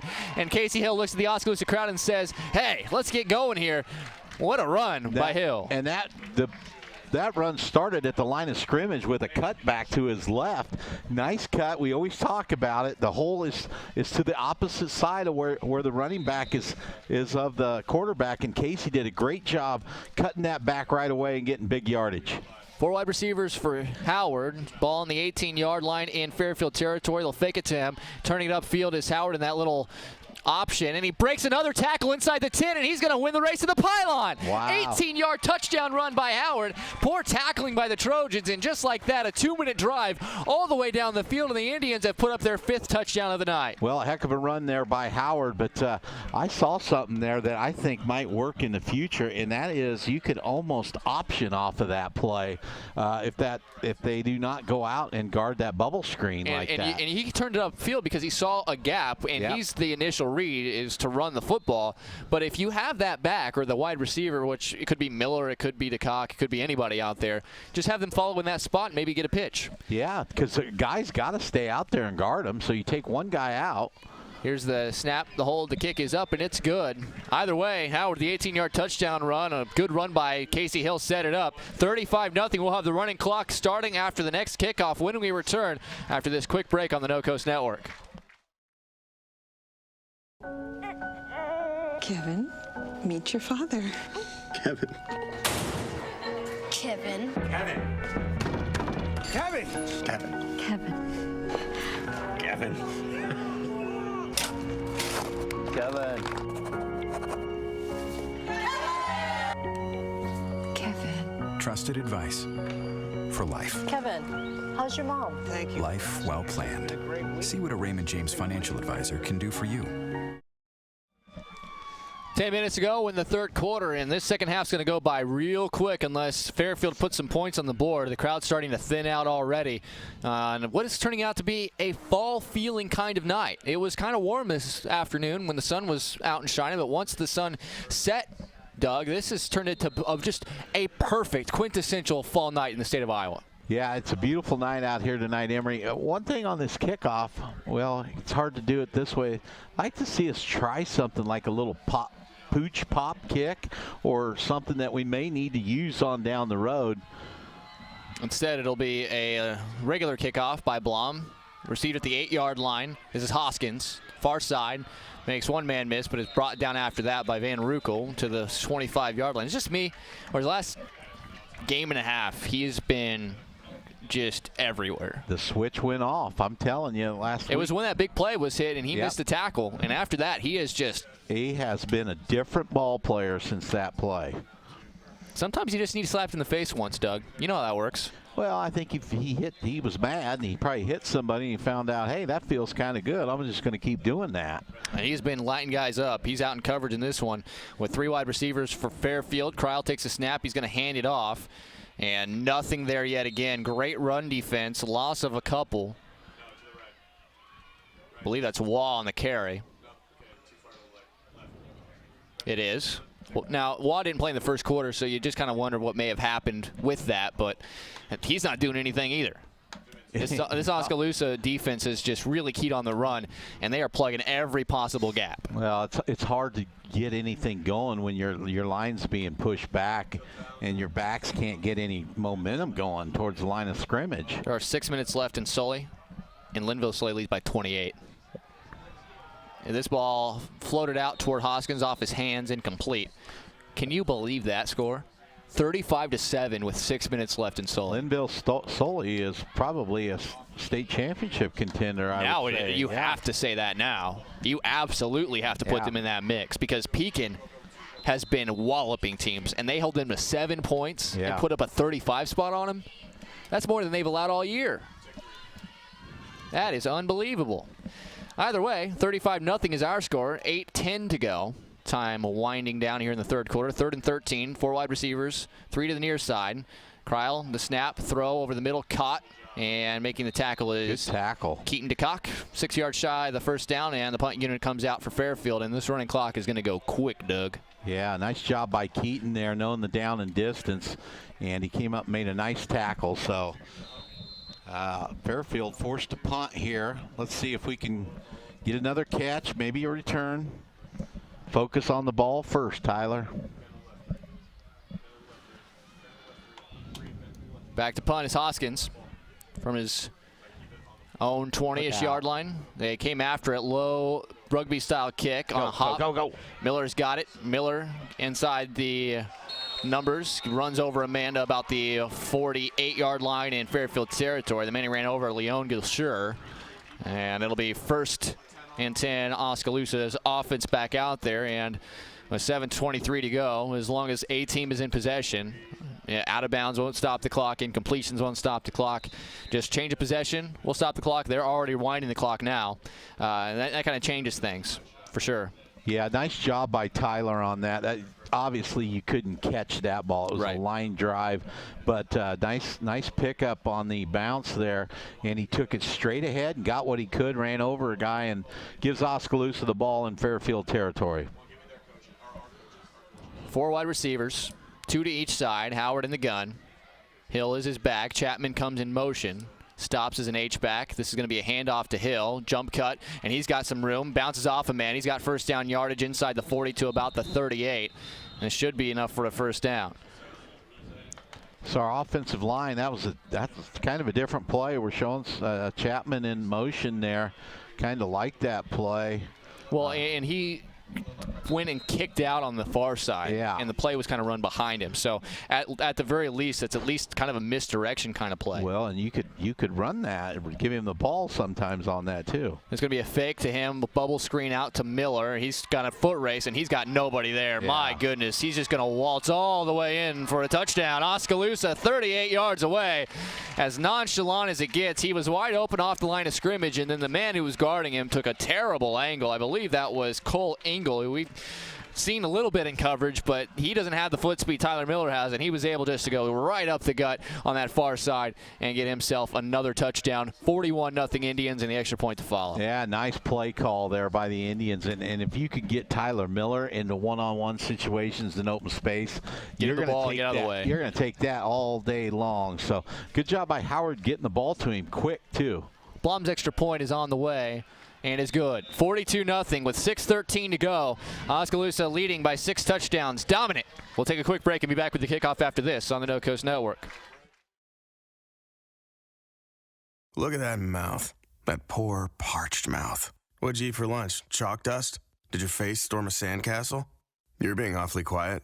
Is that because your mouth feels like the business end of a Dremel saw? Is it because your mouth just wrote a haiku and all 17 syllables were dry heaves? Right now, your mouth could be tongue bathing in the refreshing citrus kick of Mountain Dew. Instead, it feels like you've been motorboating King Tut's sarcophagus. Show some mercy. Crack open an ice-cold Mountain Dew. Ah. You know your mouth wants you to. Do the Dew. We are back live from Fairfield, Iowa, Fairfield High School, and it is 42-0. Oskaloosa leads, 6:13 to go, and looking strong like we imagined. Doug, I was hoping for Oskaloosa, as an Indian supporter, to come down here and just take care of business, but you also want to feel good about the way you're executing plays. Now, offensively, it's been kind of sloppy from time to time, but 42-0, you can't argue with that. They've hit a few big plays, and the defense has been unbelievable tonight. Well, much better in the second half with the offense. Both drives have been good execution, and so run and pass. Yep, that's exactly what we wanted to see. Blum to kick off, and the kick is on the way. This one is angled toward the sideline. Hoskins at the 6. He's going to turn it upfield, try to get outside. Cade Snakenberg will make the tackle. Good job on the contain by Cade. You can hear Cade on the Indian Power Hour, along with Calvin Silvers, who's had a nice night as well. Nick Ryder, also a co-host. Calvin and Nick were both on the homecoming court. Yes, they were. And good job. Now, that's how our kickoff, they stayed in their lanes. Good job there. Fairfield's had success going the other way. Whenever we've been able to make them go to this their right side, we've done a good job on it. So either way, now the defense is back out there with 5.5 to go and counting. Fairfield ball, 3 wide receivers, and it'll be a quick handoff to Waugh. Stepping up and making the hit is DeCock. That is Tanner DeCock, my mistake. And no gain on the play. It'll be 2nd and 10.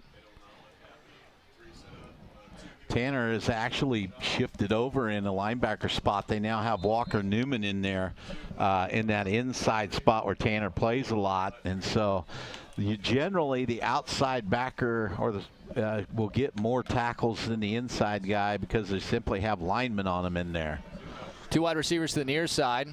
One to the far side. Here's a snap, a low one. Kryle looks to his left. Now he rolls to his left, and now he wants to run, but he's got nothing there. Kraber, the first man there. Silvers helps ride him out of bounds, and it'll be maybe a loss of 1 or 2, and the defense continues their impressive showing tonight. Yeah, Dykstra about got hooked inside. I'm not sure if he was the contain there. I think he was, and he almost got hooked inside. But Kraber did a good job stepping up and becoming the contain. Yeah, and usually Kraber's probably got the flats on that play, but was able to get out there and actually tackle him for a loss.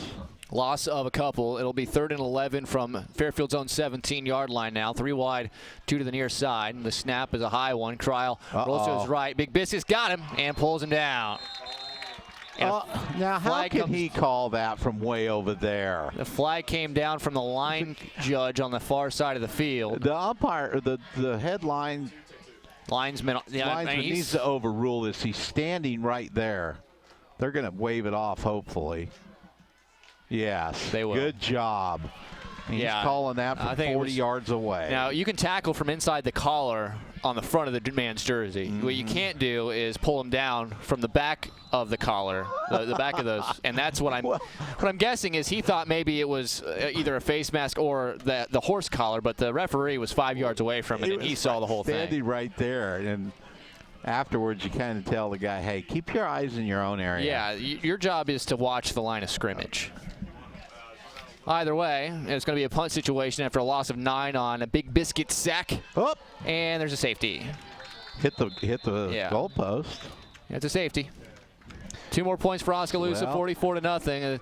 You might, I would not be completely surprised if that was just the Fairfield coaching staff saying, just overshoot him. Like, we'll just try to push them back a little bit in field position on the free kick instead of punting from our own end zone. There was a lot of talk in Iowa City last week when the Hawkeyes took a safety. They were on like their own 3, and people were very critical of that. And I'm like, well, my thought was you're going to be punting out of your end zone. They're going to get the ball inside your own 40. Yeah. They're probably going to get at least a field goal, if not a touchdown. And they don't have to do anything to get that. Right. They don't have to do anything. You can improve that field position by at least 20, 25 yards on a free kick. So to me, that wasn't that big a deal. People wanted to blame the whole game on that because they lost by 2 points. It's like, no, not really. You can't go in retrospect and do that, because when the game situation you're thinking I could give away 7 easy points. Right.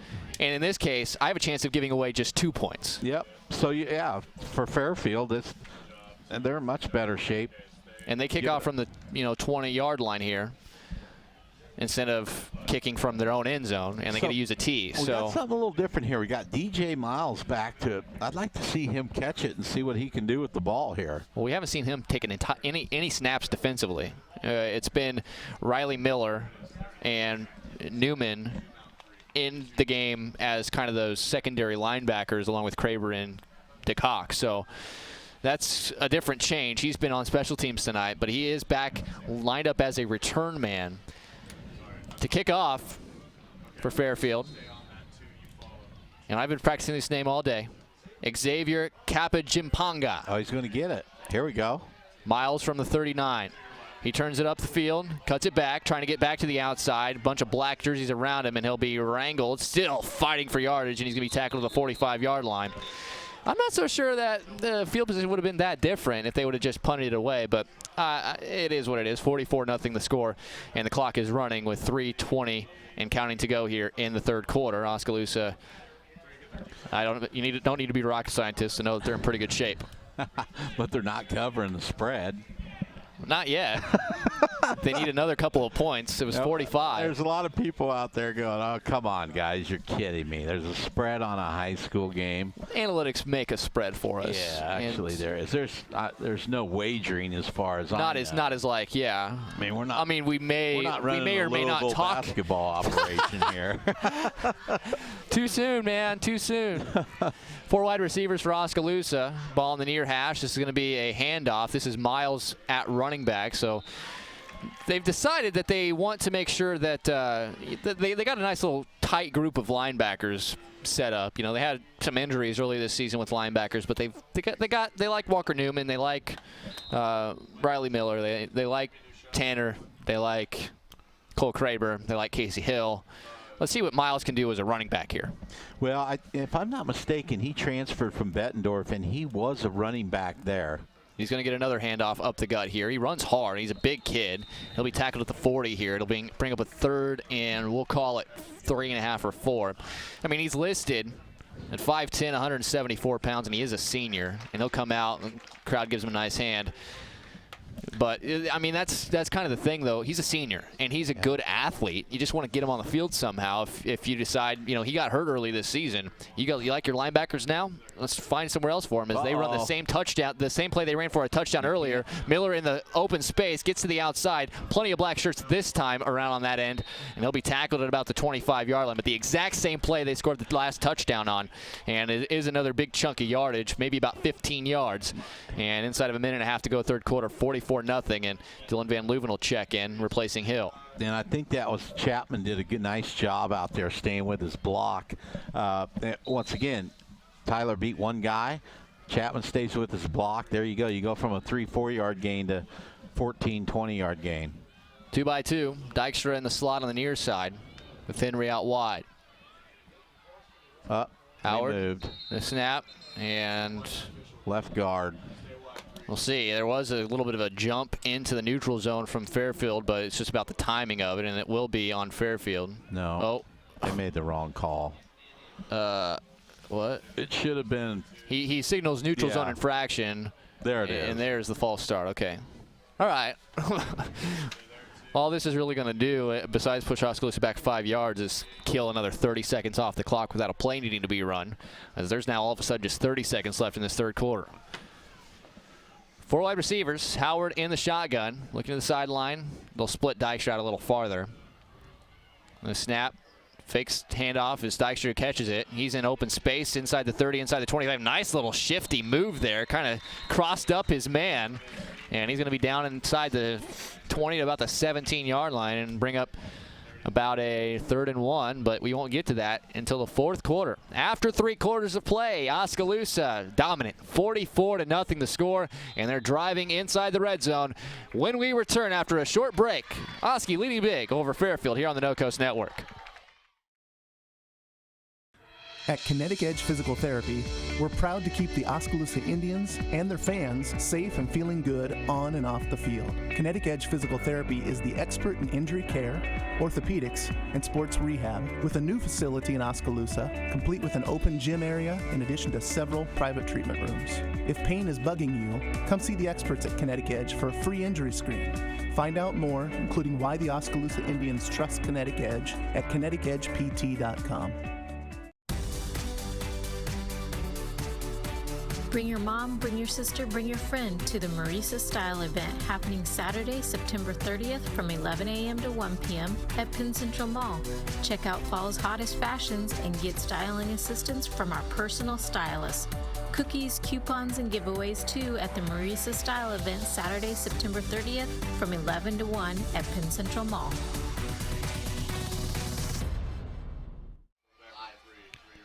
"12 minutes on the clock. It'll be the last 12 minutes of this game. 44-0 Oskaloosa, dominant so far here tonight. And now, much like any running clock game, you just kind of want to keep the clock moving, maybe work on some extra stuff, try to get out of here healthy as you can. Oski splits 5 wide here on what is a 2nd and 1. Coming in motion is Tyler Miller. He'll take the handoff, is forced in the backfield. Good play by Drew Martin, and that's going to be a big loss on the play.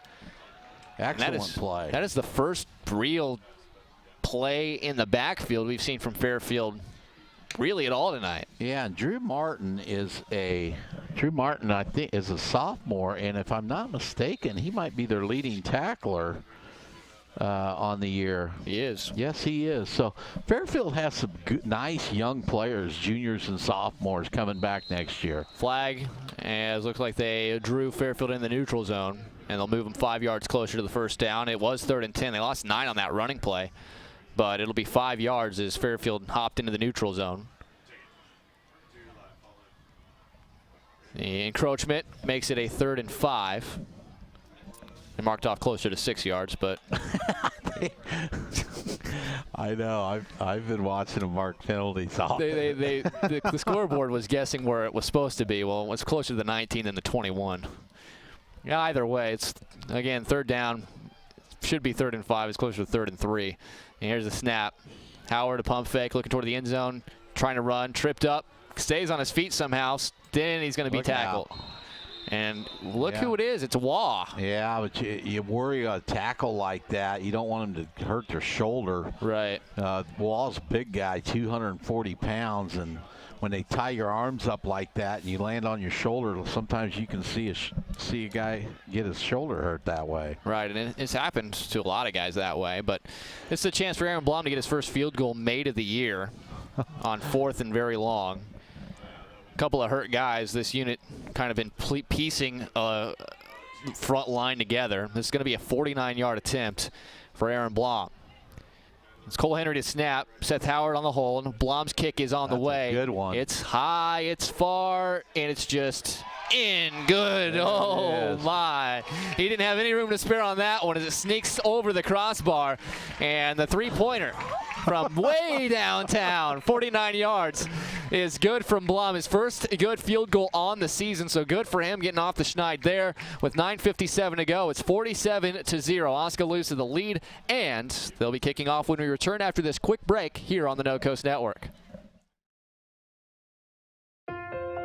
You built a castle so that the prince and princess can live happily ever after. You brought the sunshine to shine upon the whole family's future. But when the sun hides behind the clouds, State Farm can help.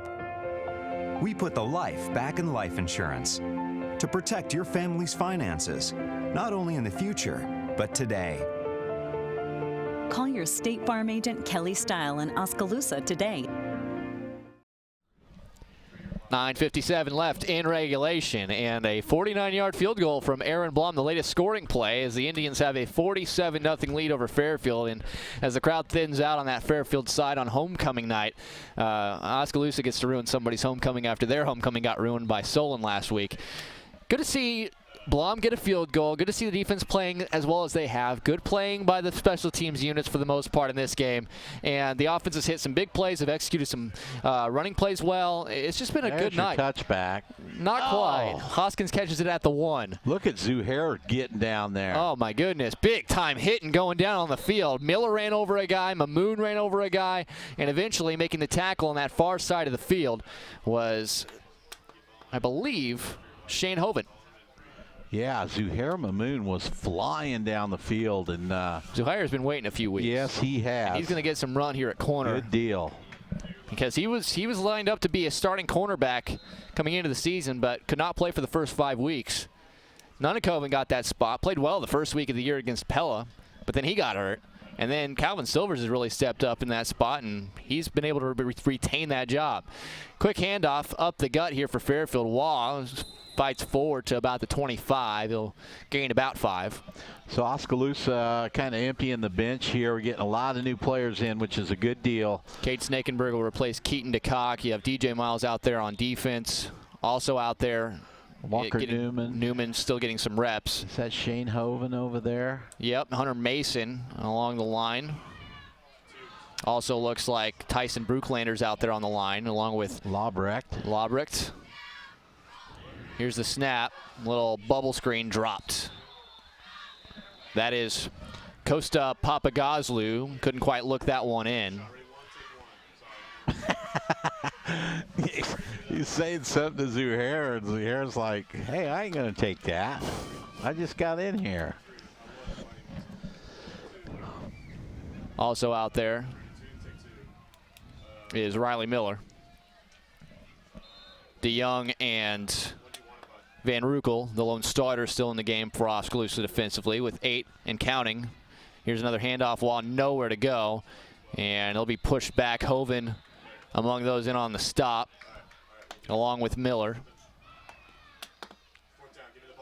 And it'll be 47-0 Oskaloosa the lead, and a punt situation for Fairfield after the tackle for loss. Well, I love to see this. Guys that work hard all week and don't get to see a lot of varsity action are getting a good half a quarter in here in the fourth quarter, and that's a good deal. 7.5 to go. Hoskins standing at his own 10. Gets a snap, no pressure. Oh, he kicked this high. Get away from it. And it'll be at the sideline for Fairfield. No. It bounced out of bounds, and it'll be at the 40-yard line, and Oskaloosa will have it at Fairfield's 40. You been paying attention to what's going on in the baseball playoffs? Well, it's not started yet, but who's getting ready to start? Yeah, I saw a couple of the matchups. I was watching last night or the night before. I was watching the Dodgers and the Padres, and I told my son Keaton, I said, now it's time to start paying attention because it gets real now. I see the Cubs are going to be playing Washington. Oh boy, that's going to be a good one. Sign me up for that one. So the American League, I think it's all going to be interesting series. I think who plays who. Seriously, if the Milwaukee Brewers and Colorado Rockies have to play in a game to get into the playoffs, which is possible, sign me up for that too. I think these are going to be some compelling playoffs. As Aaron Blum in at quarterback and over the head of Dylan Van Leuven on the little bubble screen as he's getting some run at QB with some second teamers. But just to wrap that thought up, what is interesting to me with baseball is the fact that we had no real interesting races for the most part this year. All the races were runaways with the first place teams by the end of the season, and the only one that we're still waiting on is that National League wild card. But the matchups for the playoffs look really enticing as Walker Newman in at running back. He's going to make a man miss, get back to the original line of scrimmage, maybe a yard after that, and that'll bring up a 3rd and 9. Yeah, usually you've got at least some of the division races that are going down the last day or two. American League East technically is still up for grabs entering tonight. I haven't checked the scores, but the Yankees still had a chance to tie Boston, and they would have a playoff on Monday to figure out who the champion is. But I like that they put the when you play that many games, I like they put a wild card or two in there to give some more teams a chance. And anybody can win in baseball. Yeah. There's another little bubble screen. This one is caught on the far side, trying to get out of bounds and get upfield is Coy Snakenberg. They'll mark him about a yard shy. And are you just going to go for it here? Or you want Blom to kick it again? No, that wouldn't look good, I don't think. 5:15 and counting. Blom looking to the sideline along with his receivers also out there. Levi Fresquez out at wide receiver. 4th and a couple at the 32-yard line in the snap. And Blom, it's a design run. He's trying to get outside of the edge. Won't make it. That's a good open field tackle by Jackson Wheaton. And that'll be a turnover on downs. And Fairfield's offense will get it back. The clock will not stop. 47-0. Oskaloosa leads it. Yeah, I got an interesting defense. We got Cole Henry out there. Well, what in the world? No, he's not going to get out there. He tried to sneak out there to play something. Let's keep them guys off the field here. I didn't even get Van Rukel and get him out of there. Silvers comes back into the game. It's DeYoung who's going to sit this possession out. Mamoon on the other side. 3 wide receivers for Cryle and Fairfield, trailing by 47 with 4:15 to go. The snap, a little flare out into the flat. It is caught, and the tackle is made. I believe that's Gashur on the catch.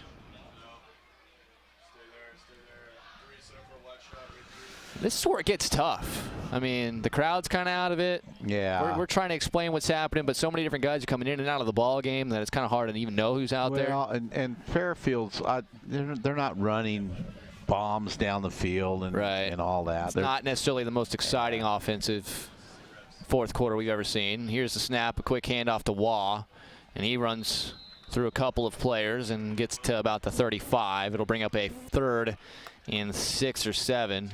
If you're Oskaloosa, you certainly don't want to give up a touchdown. No. Here, even though it is garbage time, so no, you don't want to do that. So I'd like to see the guys playing hard and preserve that shutout. They split it out, 3 wide receivers, 2 to the near side. We'll see what kind of line they decide to run here. Cryle in the shotgun. High snap over his head. It'll be dropped, and Oski, I think, has it. Riley Miller picked it up. Cryle tried to dive on it, but it kind of squirted away from him, and Miller will get the garbage time fumble recovery. And with that, Oskaloosa's offense will take back over, and I would imagine they should be able to run out the last 2.5 minutes here and walk out of here with a 47-0 win. Well, they did what they had to. They went to Mount Pleasant, did what they had to, came here. Next week, Keokuk visits. Fairfield beat Keokuk 23-20. What are you saying, Doug? I'm saying that if you want to come out and watch the Indians run around a little bit next week, Friday, come on out. 47-0 the score. It is senior night next week. So it is. The last 2 weeks are on the road, so that's the last home game, barring odd. There is going to be 1-2 seed in the state that gets a home game. Yeah. But Oskaloosa, having lost a non-district game as well, probably won't be that team. Well, I mean, you lost to Pella. You never know. Hey, you don't know. I mean, and you know how the state works. Sometimes it doesn't make sense with the bracket. It makes more sense geographically and for money. Yeah, I think if you avoid Xavier and Solon and Pella. And even Pella, though, flag before the play here with less than 100 seconds to play. It's a false start on Oskaloosa, and that penalty will allow them to run this clock out. We've played Pella so many times. I'd like to play somebody different.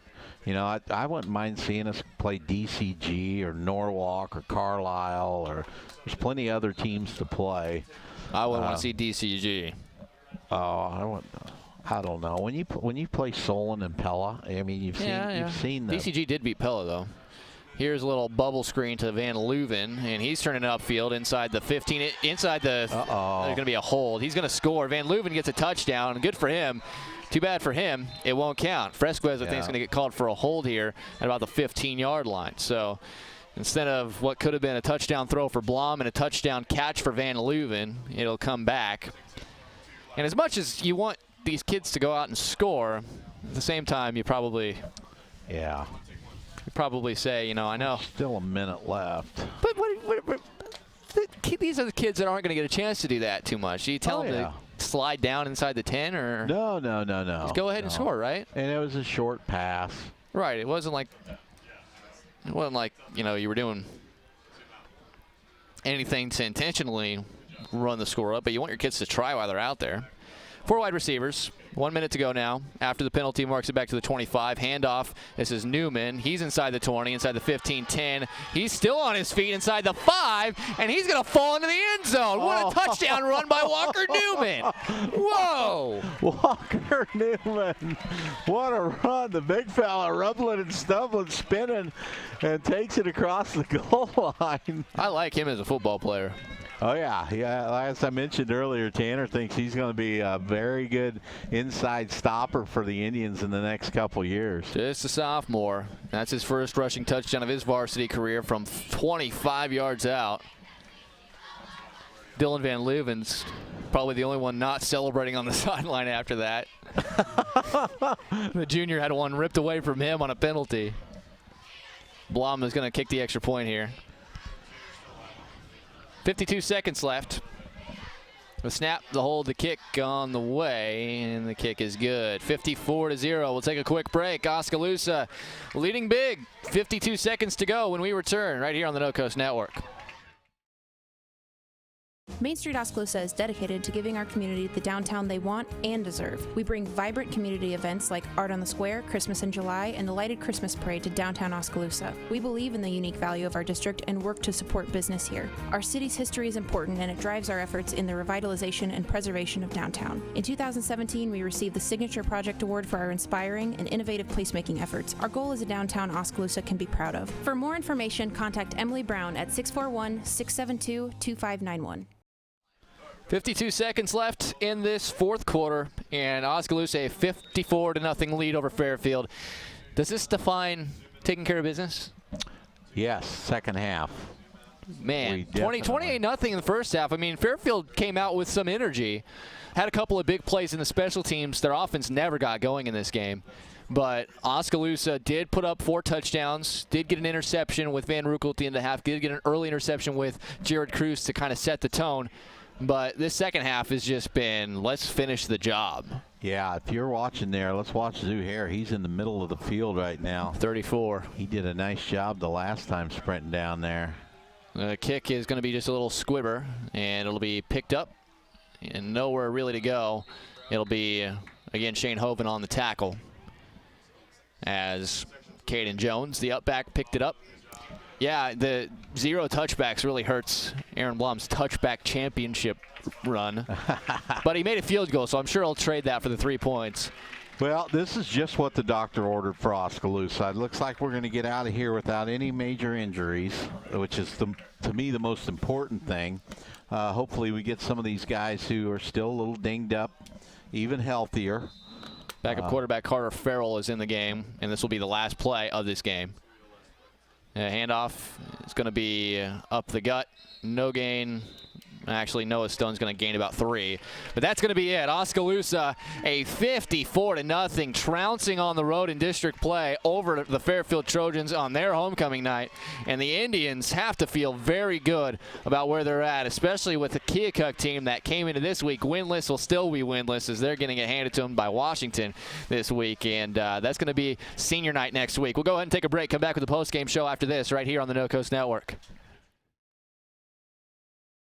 We love to help people with their smiles. Petrito Orthodontics of Ottumwa and Oskaloosa is all about creating beautiful smiles and increased self-esteem that lasts a lifetime. We specialize in creating individualized smiles by committing to make each visit a memorable experience. Our office is equipped with state-of-the-art technology to ensure optimum results.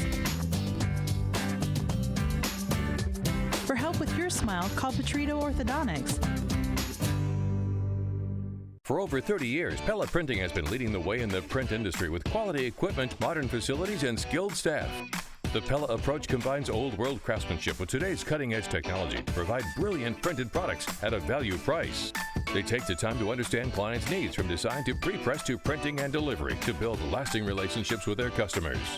Whether you need personalized graduation announcements, oversized posters and banners, marketing materials, or stationery, Pella Printing offers a broad assortment of quality printed products done with speed and precision. Pella Printing, where technology and craftsmanship meet. Dreams start early, illustrated straight from the heart. Big or small, dreams take hard work to grow into reality. To bring your dreams to life, sometimes you need a little help. So surround yourself with people who believe in your dreams and count on Bank Iowa to help you reach them. Bank Iowa, for the dreamer in all of us. The Indians are celebrating a win, and they are singing the fight song over at the student section.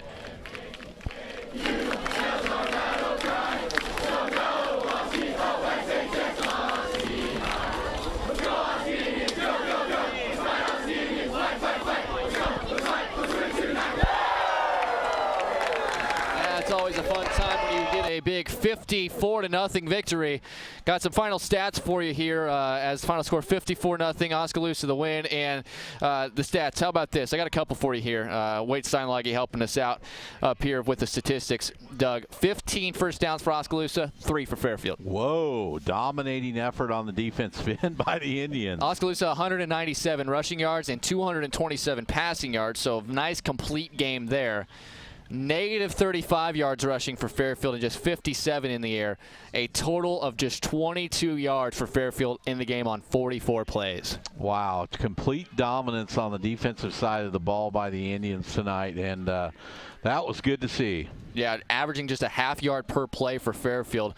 Oskaloosa averaging 7.7 yards per play. They ran 55 plays for 424 total yards.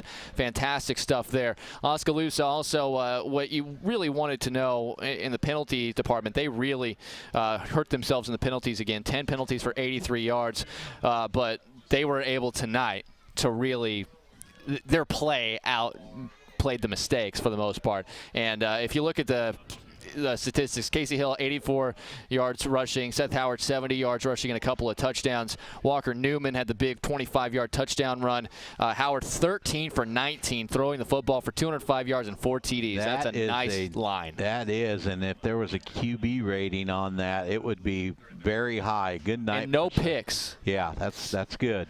And then receiving-wise, Cole Henry, Tanner DeCock, and Jared Cruz all with 3 catches. Cruz had a couple of touchdowns, and touchdown each for Tanner DeCock and Tyler Miller when he ran that flat. Defensively, Oskaloosa was just all over the place, but pretty clearly, I think the most important thing for the Indians is the fact that you exit this game, you mentioned it, with really no injuries to speak of. We didn't have any injuries on either side of the ball for Fairfield or Oskaloosa in this game, which is always what you're wanting to see. But just so many guys are getting into the action. It was really well split. Guys are getting into the backfield. A couple of interceptions.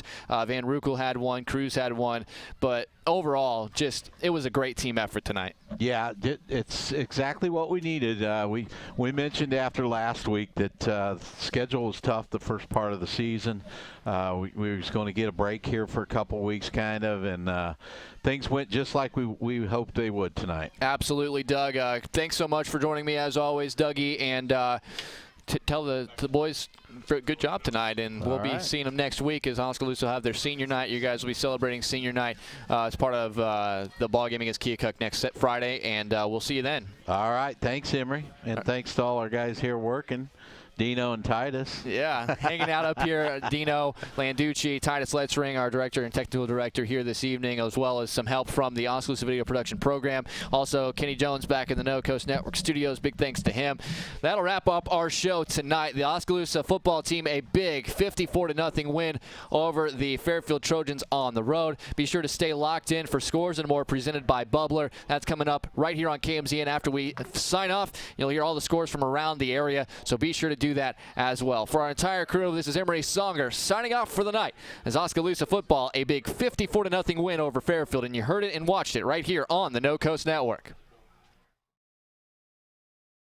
You've been listening to Oskaloosa Indians football. Brought to you by Bank Iowa, Mahaska Drug, William Penn University, Fairway, Raymond James Financial Services, Roxburt's Decorating Center, Oskaloosa Vision Center, Swim Sports Awards and Screen Printing, Hawkeye Real Estate, Cloud Valve Company, Robert Auld Investments, Mahaska, Kinetic Edge Physical Therapy, Penn Central Mall, Kelly Style Insurance, Oskaloosa Area Chamber and Development Group, Petrito Orthodontics, and Pella Printing. This has been a presentation of the No Coast Network.